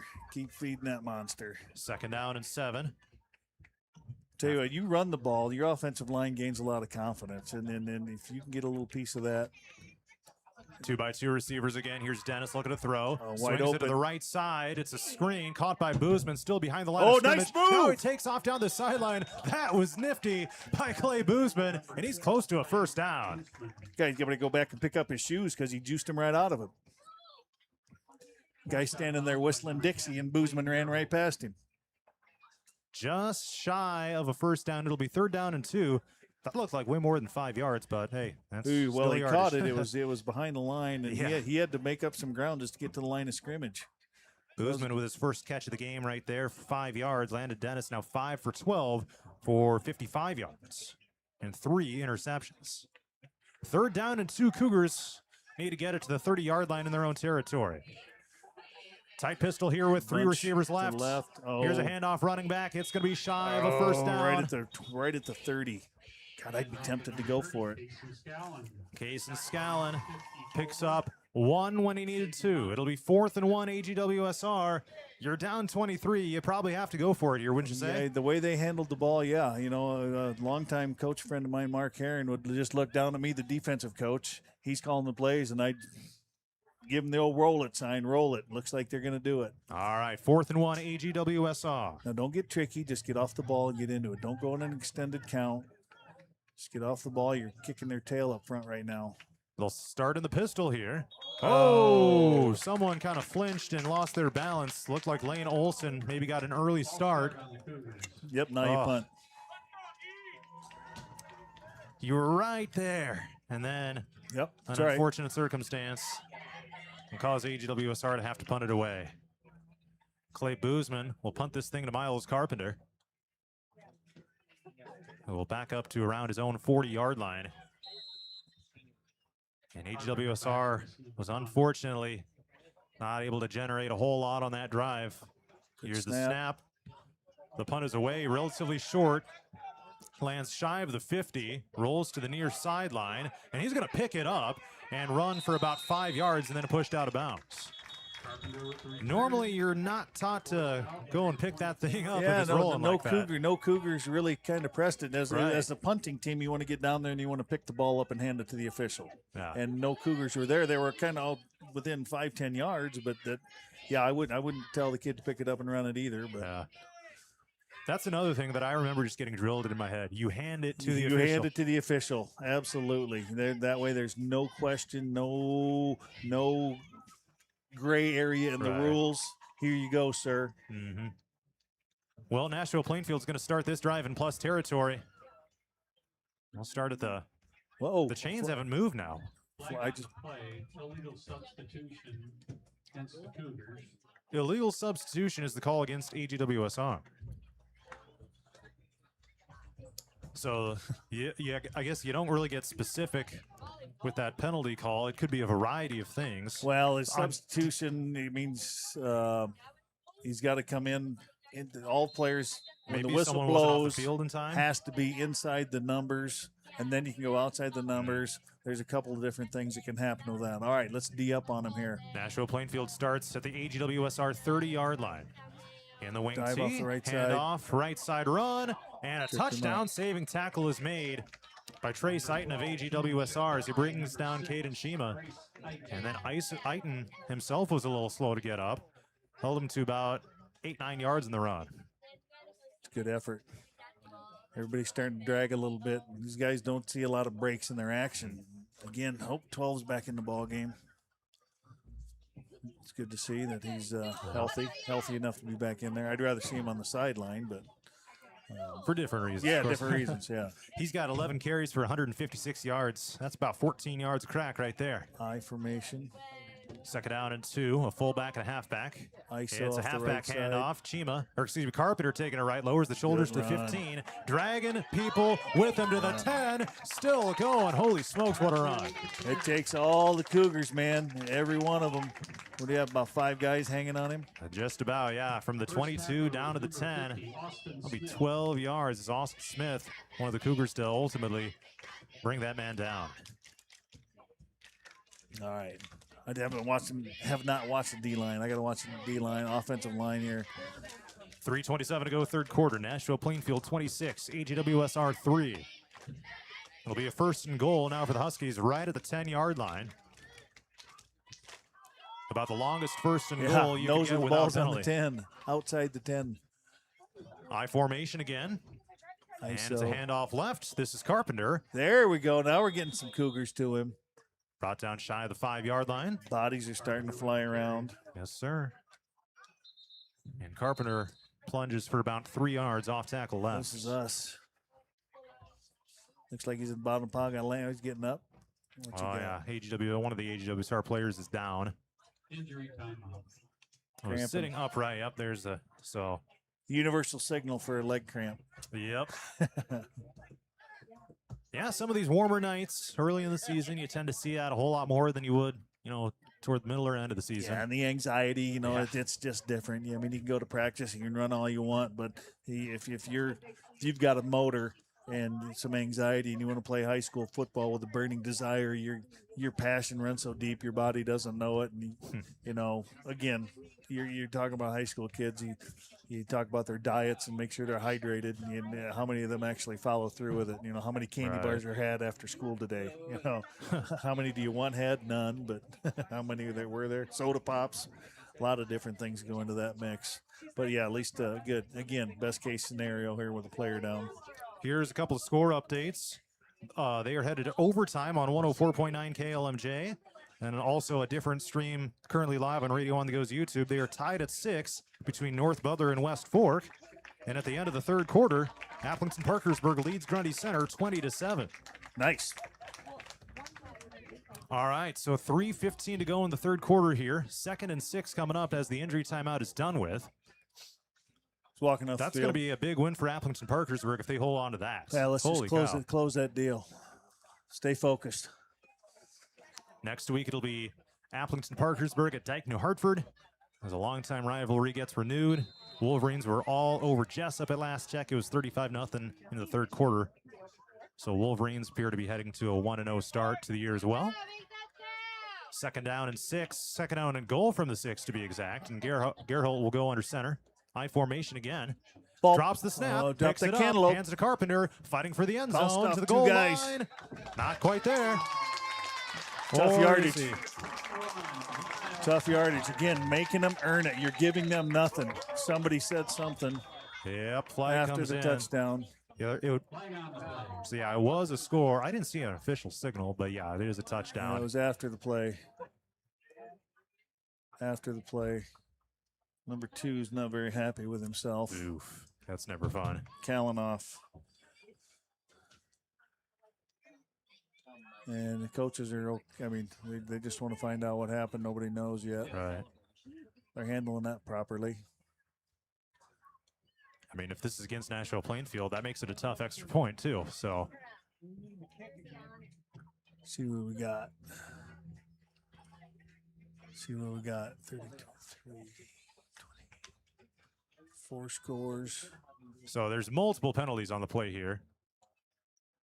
The ref he didn't make any hand signals. He pointed Nashua-Plainfield's direction twice. All right, here we go. Unless it's going to be offsetting penalties. Conduct on the Huskies.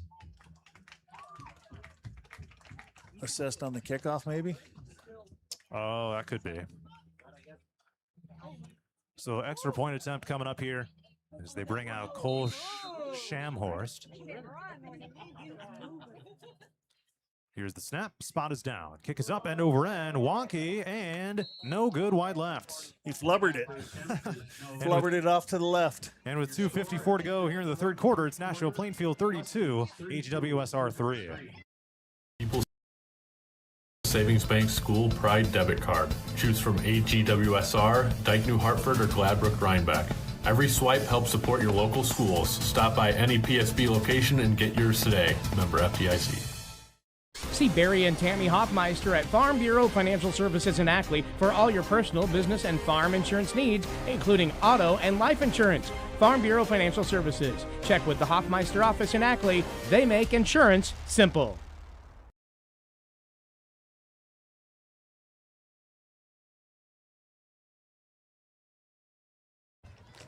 .254 to go in the third quarter. It's Nashua-Plainfield 32, AGWSR 3. All right, move them up. Move your deep guys up. He can't kick it past the 20-yard line. So, yeah, it's going to be an unsportsmanlike penalty assessed on the kickoff, so they'll kick it from the 25-yard line. Come on up, fellas. Come on up. You need to be on the 30. Your deep guys need to be on the 30. You're still too deep. He's not going to kick it that deep. He hasn't kicked off all these times. He hasn't been there once. All right, so 25-yard line is where they'll kick off from. So, yeah, I got the front man for AGWSR at the 35. Here's the kick. It's deeper this time. Scooped up by AGWSR. Returnable here for Turn him on, Hoosier. baby. Turn the Takes jets to the on. right. Turn the He's jets at the on. 40. Jukes to the left. Brought down around the 42, Did a 43 little yard hippie line. shake. Did a little hippie shake. Made a guy move or miss. All right. No flags. Oh, Got a kid little returning the T-dude out here. He skidded into that one. All right. 2:47 left in the third. Let's get some positive yardage here. Let's keep it like a hydrogen atom here. A little positive.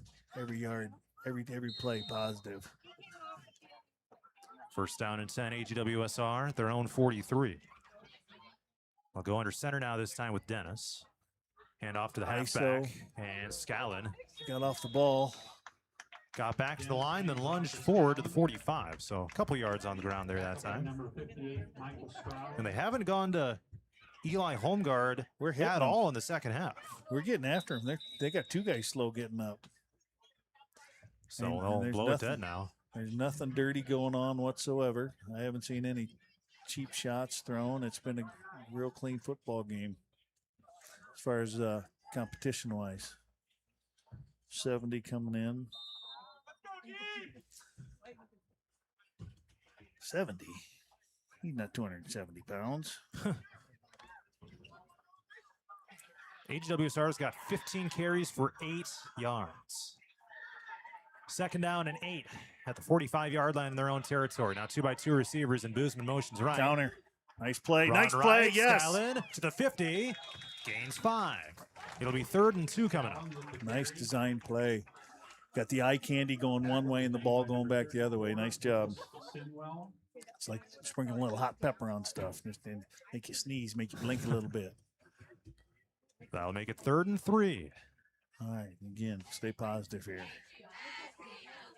Next week, it'll be Appleton Parkersburg at Dyke New Hartford. Week 3, AP at Garner Hayfield Ventura. And then district play begins in week number 4. Which actually, for us, it won't, because we'll have Iowa Falls Alden versus Boone that week, and Class 3A has one more week of non-district. So, yeah. 3rd and 3 coming up here for AGWSR. Olsen motions right. Here's the snap to Dennis. Quarterback sweep. run. Looking to the right. Turns the First corner. down and He's got the first down to the 45-yard line. Spins forward. Nice play. And it'll be into Nashua-Plainfield territory and a stick mover for Dennis. That's right, baby. That's right. Just keep moving the down marker. Keep grabbing the yards. Keep digging it out. Landon Dennis with his second carry of the game. 2 rushes, 7 yards. That one goes for 6 and a first down. 1 minute and 10 seconds left in the third. Nashua-Plainfield 32, AGWSR 3. There's a lot of positive things going on here. They moved the ball. I mean, and they're hitting them. Yeah. I'm telling you, Nashua's and the Huskies know they've been in a dogfight here. Ha! Get it? Bunch set. 1st and 10. Here's the snap to Dennis. Toss play left at Scallon. Good cut. Takes it upfield along the hash marks. Fights for the 40-yard line. He's going to get driven down. But yeah, people trying to push him from behind, trying to urge him forward. Ultimately will be ruled a gain of 3 as they move the down marker to the 41, maybe the 42. That was a good cut. Again, found the hole. The defensive end did a nice job, made him turn up, and which he did, and there was a hole there, so he took it. We'll call it a gain of 2. 2nd and 8 coming up. 19 seconds left. They don't have to snap it again here in the quarter if they do not want to. I just take it down. Too many good things going on here to rush this and screw something up. You know, it's the hill's getting a little taller, a little bigger hill to climb, but there's a lot of positive things going on here, and I'm liking it. I like the physicality of it. When you got teams kind of hobbling over and stretching out and walking over to see the coach, and you're getting the best of them here. So I like what I'm seeing. All right, let's head to the fourth quarter next. It's Nashua-Plainfield 32, AGWSR 3. Bill and other area communities with fiber optic broadband internet, telephone, and TV streaming services. For fast, reliable access to the web for work, school, or play, choose Butler Bramer Communications, bringing the world to Clarksville. For the comfort you want in your home, call the Karstens. Karstens Plumbing and Heating of Iowa Falls and Ackley has over a century tradition of heating and cooling, installing new Ruud and Air Ease brand systems now, and servicing all brands. Call the Karstens. Greenbelt Bank and Trust. Offices in Iowa Falls, Ackley, Grundy Center, Eldora, Belmont, and Parkersburg. Member FDIC, Equal Housing Lender. Greenbelt Bank and Trust. Small town, big hearts. Leading the way.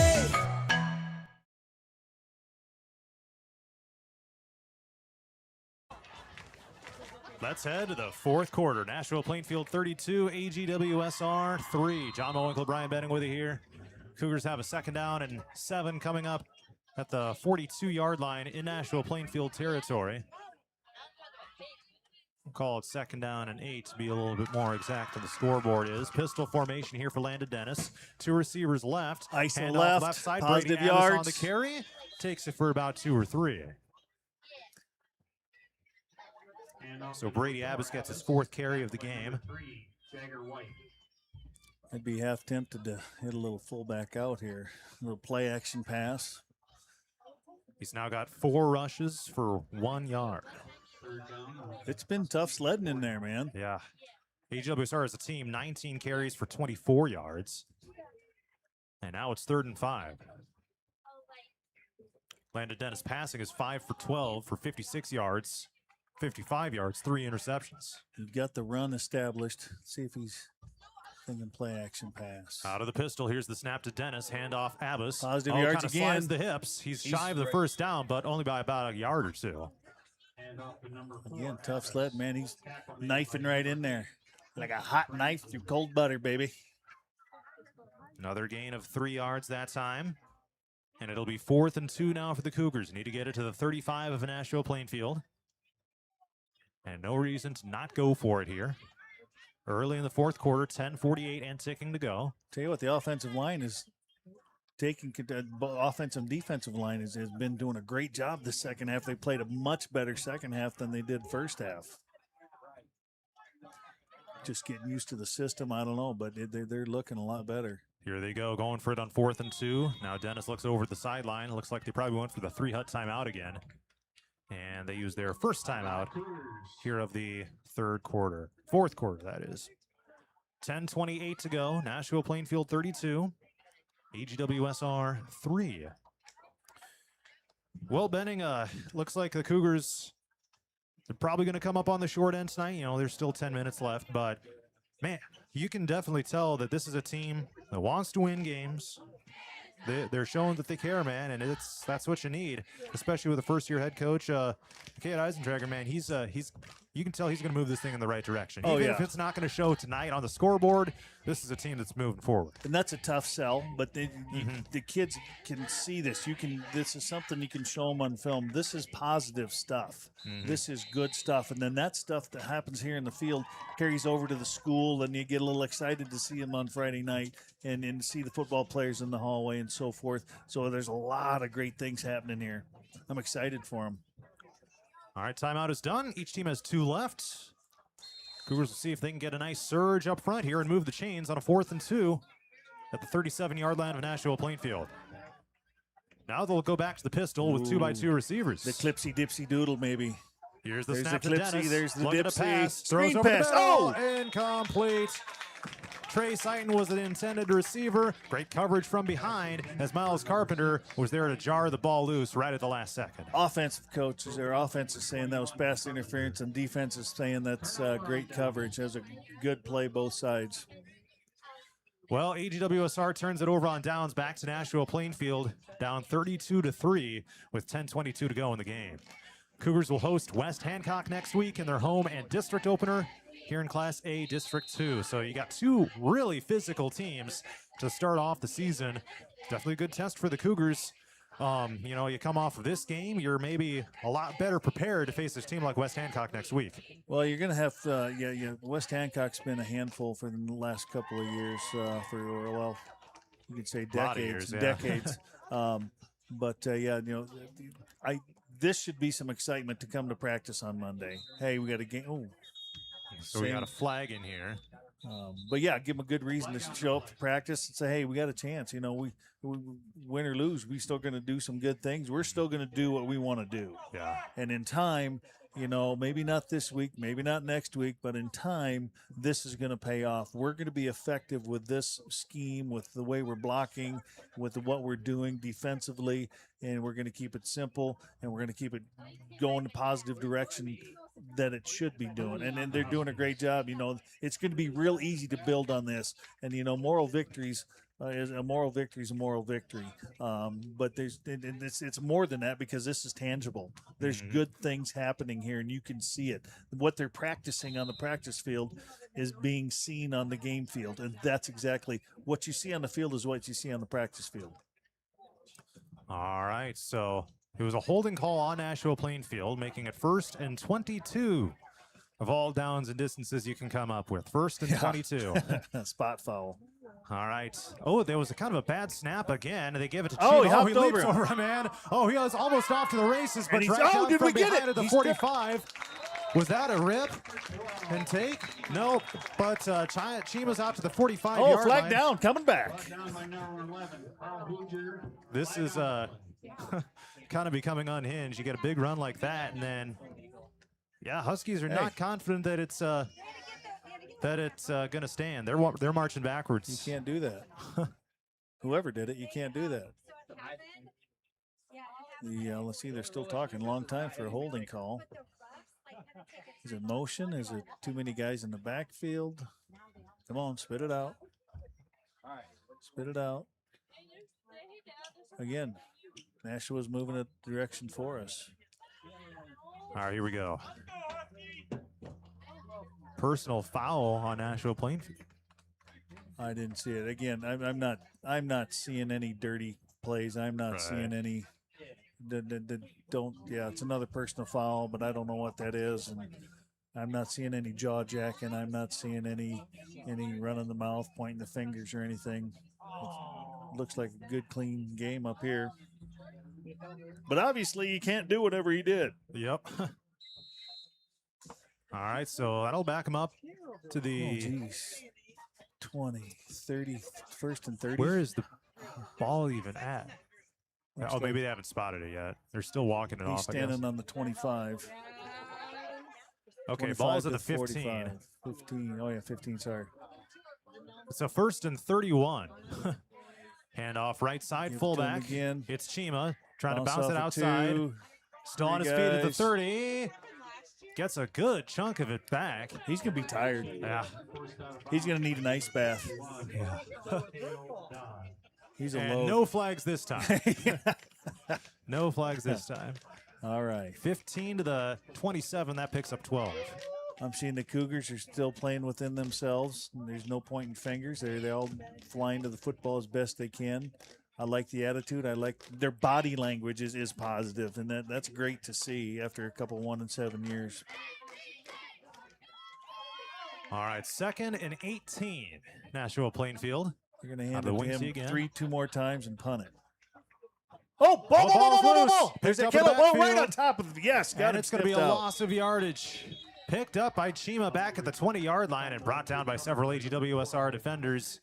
One of them was Cale Dodd and a bunch of others. The composure that they're displaying right now, it's beyond a 1-7 team, I can tell you that. They're going to be all right. I like this. 3rd and 20? At least, yeah. I'll call it 3rd and 25. Longer than that, actually. I was never good at math. Neither am I, man. There's 5, 15, 20, 22. All right, 3rd and 28-ish, we'll say. And they'll just go to the wing tee. Hand off. Chima still on his feet. Still tagging him, too. Minimal yardage. Still tagging him. I like it. Takes that 4-ish yards. So now it'll be 4th and long here for Nashua-Plainfield. Other games in AGWSR's district tonight. That's Class A District 2. BCLUW is hosting East Marshall. Belmont Columbia is hosting Clarion Goldfield Dows. Newman Catholic is at Central Springs. Lake Mills is at Eagle Grove. West Hancock is at Garner Hayfield Ventura. And West Fork is at North Butler. So 4th and long here for Nashua-Plainfield. And the punt unit is out there. Let's get a cheap 6. Here's the snap. It was fielded low. They get it away, angling right. Was that touched by Husky? It was close to getting touched. Looked like it. Bouncing downfield, and they'll down it at the about 34, 33-ish yard line as Andrew Schmidt of the punt coverage runs down and places it down. And there's 7 minutes and 40 seconds left in the game with AGWSR trailing Nashua-Plainfield 32-3. Positive yards here. Come out firing. Keep getting off the ball. I'll tell you, if that offensive line keeps getting off the line of scrimmage, getting into their man, there's going to be some good things happening here.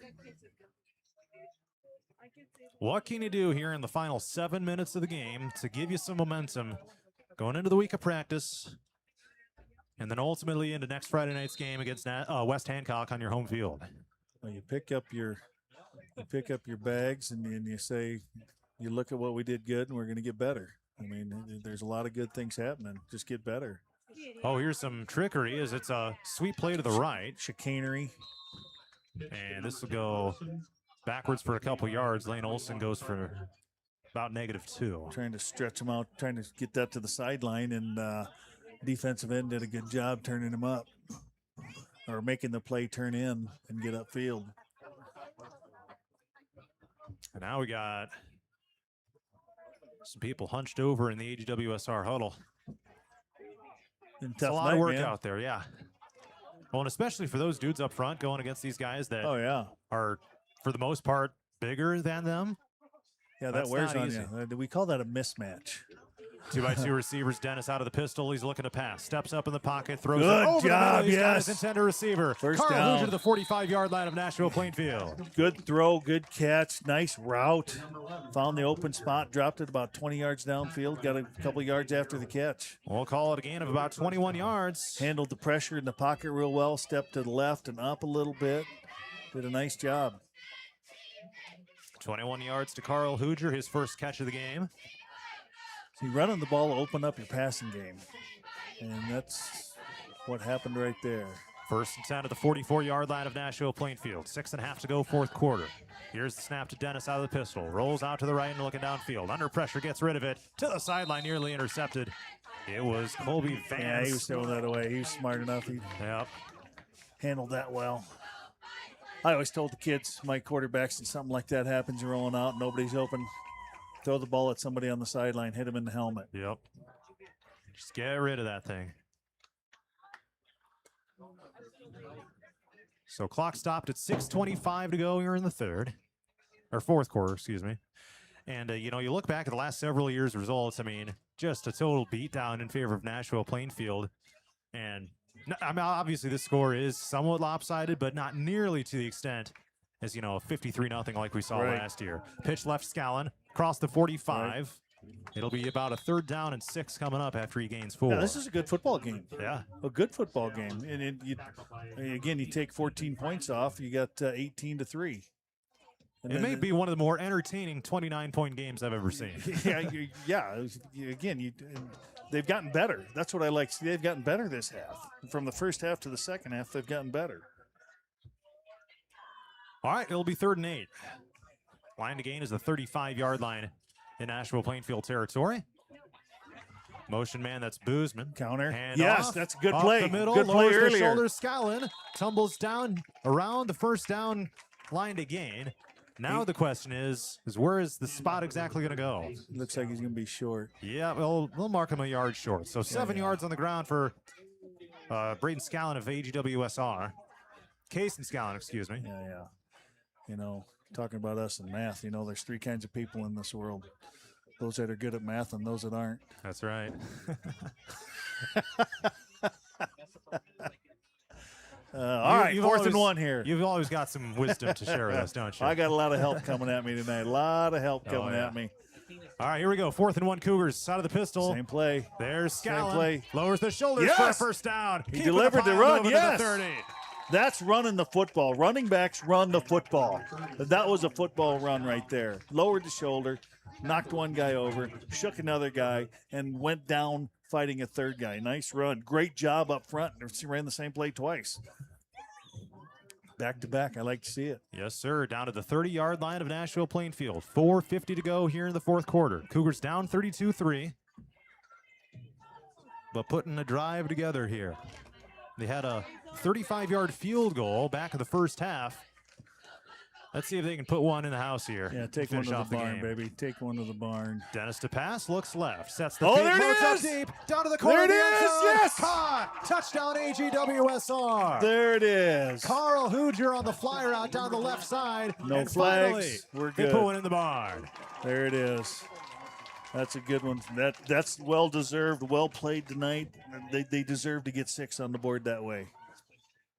30 yards on that pass from Landon Dennis to Carl Hooger, just his second catch of the game. Felt like I was up here playing Tecmo Bowl, the old Nintendo, or maybe a little RC car racing. I had him run a route. Boom, he was open all the way. Good throw, good catch, good blocking up front. Again, it all's based on the offensive line. Blocking up front, took care of the job. He had time to set his feet and deliver.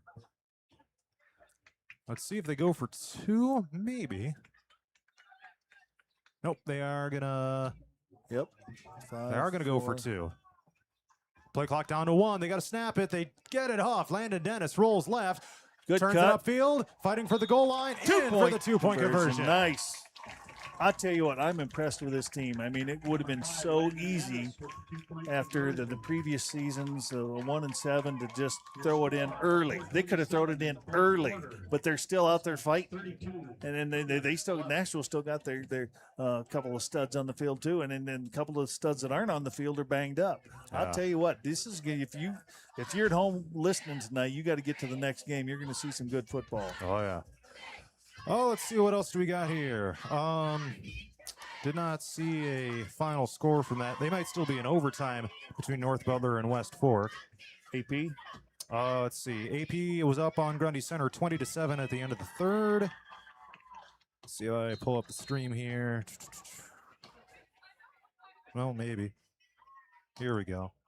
27-7 AP. A minute left in the game. Falcons are going to beat the Spartans. Nice. Holy cow. Nice. And Grundy's had a long, good run. Yeah. They're missing probably, they've had probably one of the best players in high school football at quarterback the last 6 years. Between Colin Gordon and Judd, of course. And Kanak was before that. Yep. I mean, for 6 years they've had stud at the helm, and then they'll still be tough. Don't write them off. They're not going to be bad by any means. They got good coaches there. All right, here's the kickoff for AGWSR. They will kick it deep. Well, not super deep, but that wasn't an onside. Bouncing around. Down to the 35. The squibbler. Yep. Kick the squibbler. Flag on the play. I guess I better update the scoreboard here. I didn't There we go. I heard the crowd ooh, so that might have been the first. Sometimes when you hear the groans from the crowd like that, that means something not so great. Yeah. And they're facing Nashua. Yeah, Huskies are marching backwards. Again, I didn't see it, but the crowd must have, so. Yeah. What am I watching? I'm here to watch a football game. Yeah. 32-11. That is a goofy score right there. Yeah, that's your wiffle ball score right there.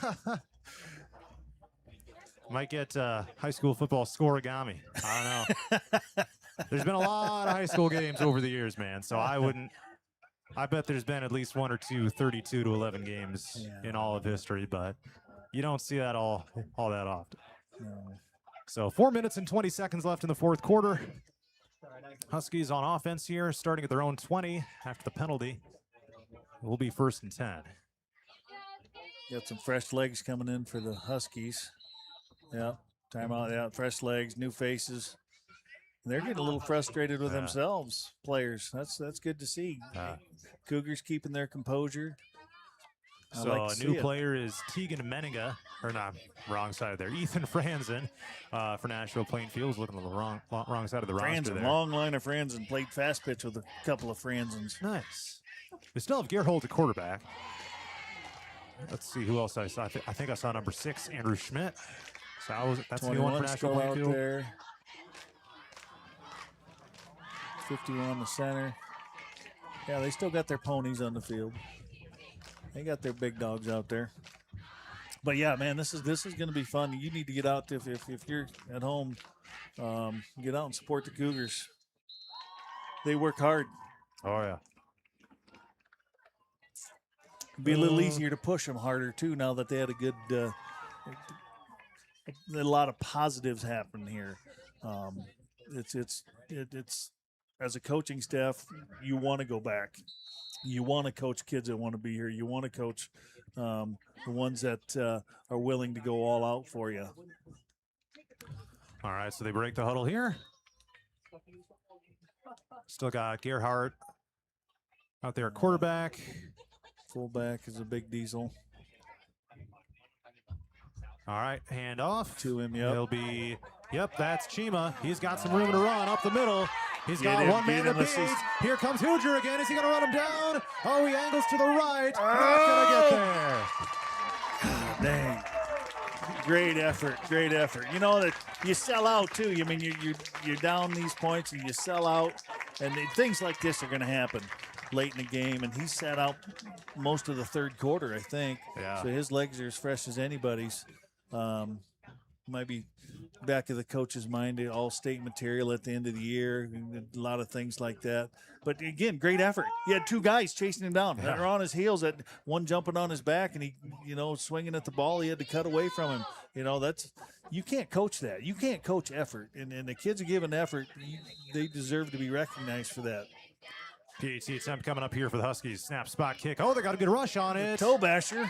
But it's still good. Yeah, so that was super to go in the fourth quarter. It's 39-11. Nashua-Plainfield on top of AGWSR. To every nut and bolt you need, Hampton Hardware has it. Plus, remember their rented center. They have hunting and fishing licenses too. Open 7 days a week on Highway 3. Shop local at Hampton Hardware. Innovative Ag Services is ready to take your grain this harvest. Whether Applington, Cleves, or Faulkner, Innovative Ag pays competitive bids for corn and beans. Plus, they have all your fall fertilizers as well as propane for home and farm. Innovative Ag, growing relationships to maximize success.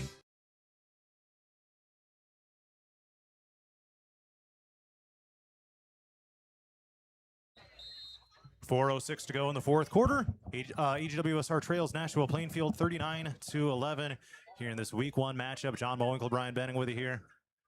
Opening night, first of 8 regular season games, and it's a fast season, man.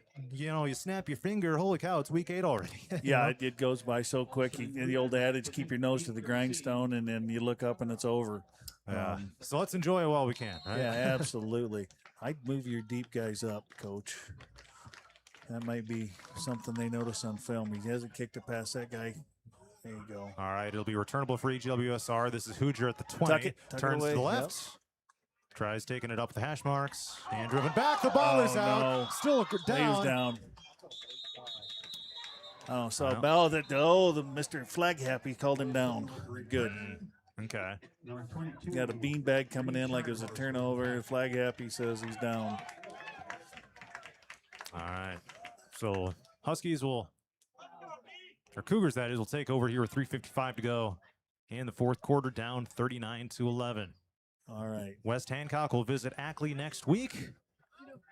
That's an Eagle team, man. They were bounced in the first round of the playoffs last year. That is not something you see. I was at that game by a good Galen team. Oh, yeah. Big physical Galen team. That's another reason to come out and watch. You want to see good football? Go out and watch good football because Britt West Hancock is going to bring a good team.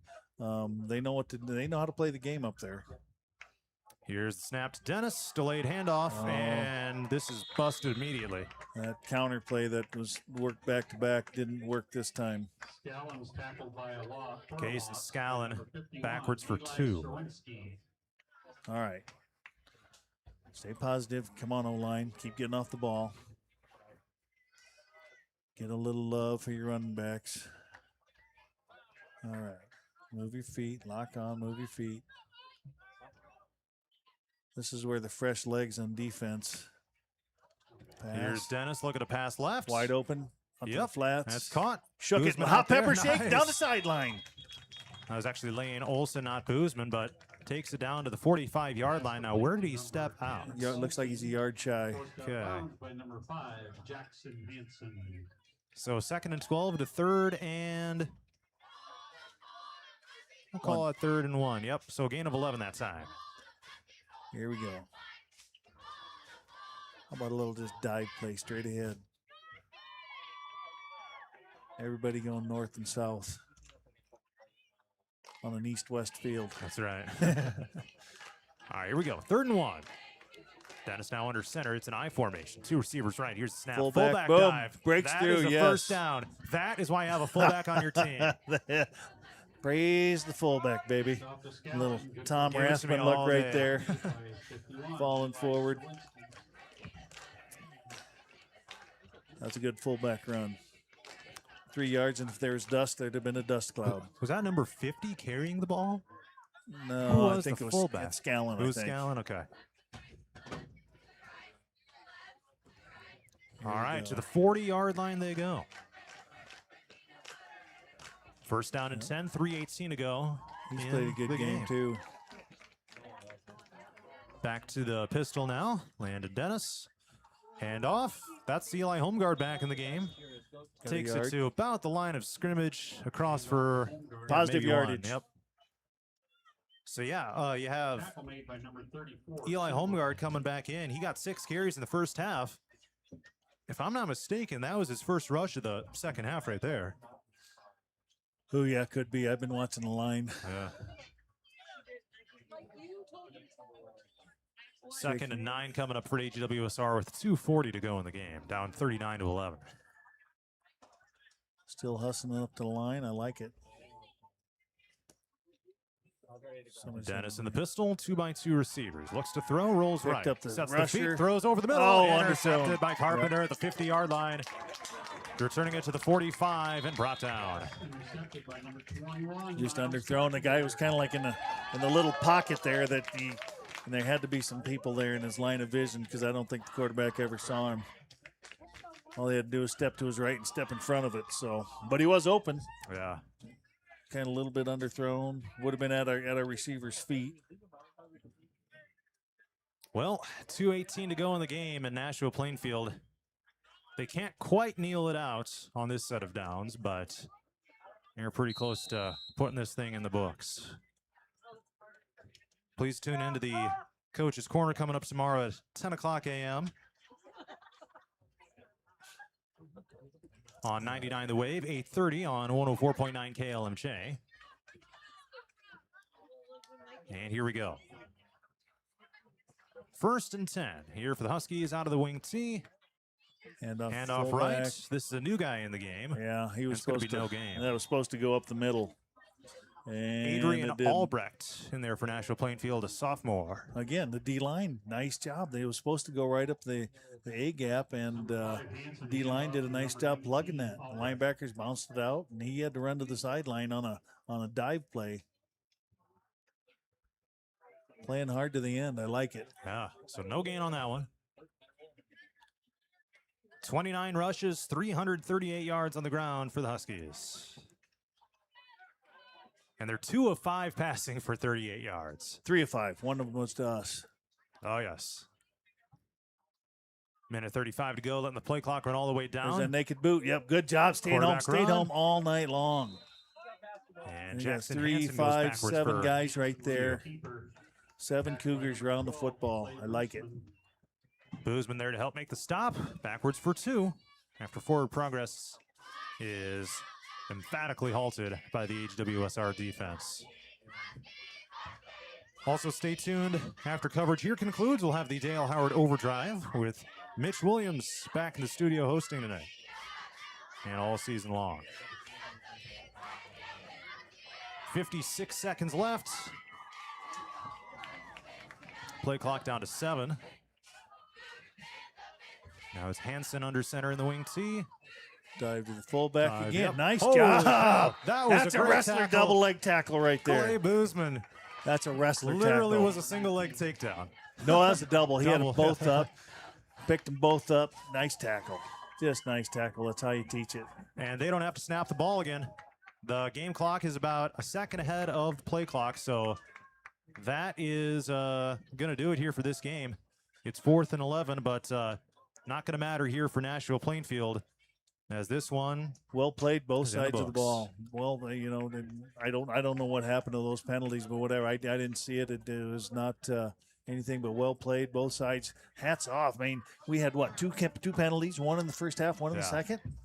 Is that right? That sounds about right. Yeah. That's coach needs to be happy with that, just because that shows some discipline that's happening. Yeah. And that doesn't just happen. That's got to be coached, and the positive things out of that. There's so many positives. I mean, the penalties, the second half coming out at the halftime. You know, just they got better from first half to second half. You know, I think you were more physical. We were definitely more physical than them.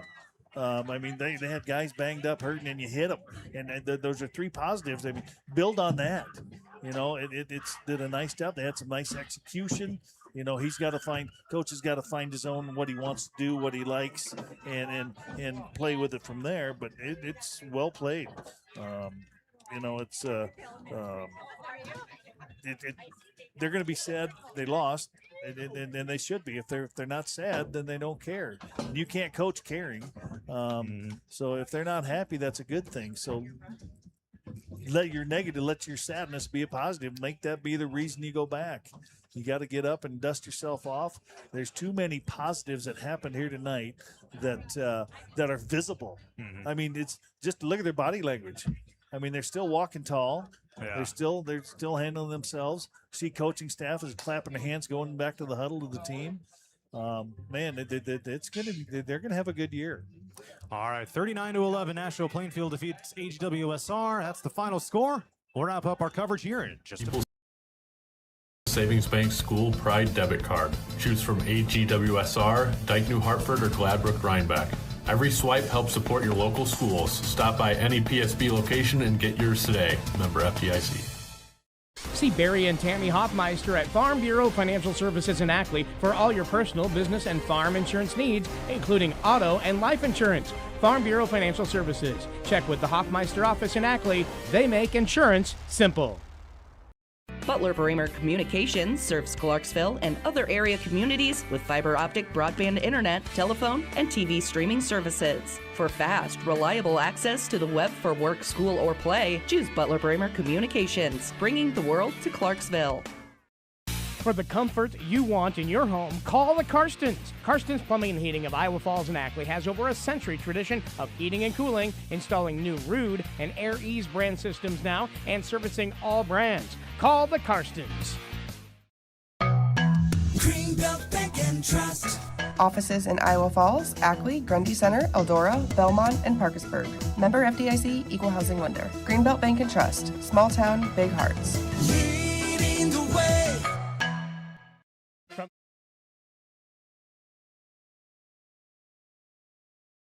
We're back at Lloyd Cobe Field at Nashua-Plainfield. The Huskies defeat AGWSR 39-11. John Mowinkle, Brian Benning with you here. Wrapping this one up. Let's just go through the final stats. First of all, for AGWSR, Landon Dennis, quarterback, was 8 of 18 passing, 117 yards, 1 touchdown, 4 interceptions. On the ground, the leading rusher was Case and Scallon, 12 carries, 35 yards. As a team, they had 27 rushes for 45 yards. So that means total offense was 162. In the receiving game, Lane Olson had 4 for 56. Carl Huger had 2 for 51, including a 30-yard touchdown. Switching over to Nashua-Plainfield, total ground gain in this game was 338 yards on 29 carries. Caden Chima had 14 for 252. Average of 18 yards per carry, had a touchdown as well. Miles Carpenter had 10 for 82. Clayton Gerhold was 2 of 5 passing with 1 touchdown and 1 interception. So, yeah, with that, Nashua-Plainfield moves to 1-0 on the season. AGWSR falls to 0-1. Cougars will host West Hancock coming up next Friday night as they look to pull off the upset. It'll be a trip to Postville next week for Nashua-Plainfield as they go on the road for the first time this season. Well, Benning, any final thoughts from you before we get out of here for the night? I thought it was a well-played football game, both sides. Again, it's the first season typical Blues. One team, penalties versus no penalties. The one thing that was nice, both teams made tackles. They didn't miss tackles. You didn't see fumbles. You saw one rip and score. Saw the ball on the turf minimal times. So it's a very well-played first game, your typical first game Blues. He always called that first game Blues. You don't tackle, you don't hang on the ball, whatever. But overall, it was a well-played football game, and hats off to the Huskies. You got a good squad here, and hats off to the Cougars because they played them with everything they got. Again, I think we're a little more physical than them and putting it on them. And I see the coaching staff, they got to learn and grow a little bit. Saw a lot of coaching, saw a lot of love taking place in the huddle here after the game. Excuse me. Coaching's going on all the time. And kids know that the coaches care. And you don't have you can see it. It's a visible thing. And the kids will play hard if they know you care. I can go on and on all these small things, but these are visible, tangible things that they can go back and work on and say, hey, fine. Something else it's going to be something else next week. We'll fix it then. But let's fix what we got and move forward. But hats off to the Cougars. They played to the final whistle. There's no quit whatsoever to that final whistle. And it's, congratulations. Coach is off to a decent start. Obviously you want to win, but he had a good showing tonight. Congratulations, Coach. All right. AGWSR 0-1 at home against West Hancock coming up next Friday night. Next Friday on 99 The Wave, it'll be Appleton Parkersburg at Dyke New Hartford. 2 1-0 teams going at it. Should be a good one. 7 o'clock will be the opening kickoff here on 99 The Wave and Radio on the Go on YouTube. Our final score tonight, Nashua-Plainfield 39, AGWSR 11. For Brian Benning, I'm John Mowinkle. Good night from Lloyd Cove Field. This has been High School Football in Week 1 from Radio on the Go Sports.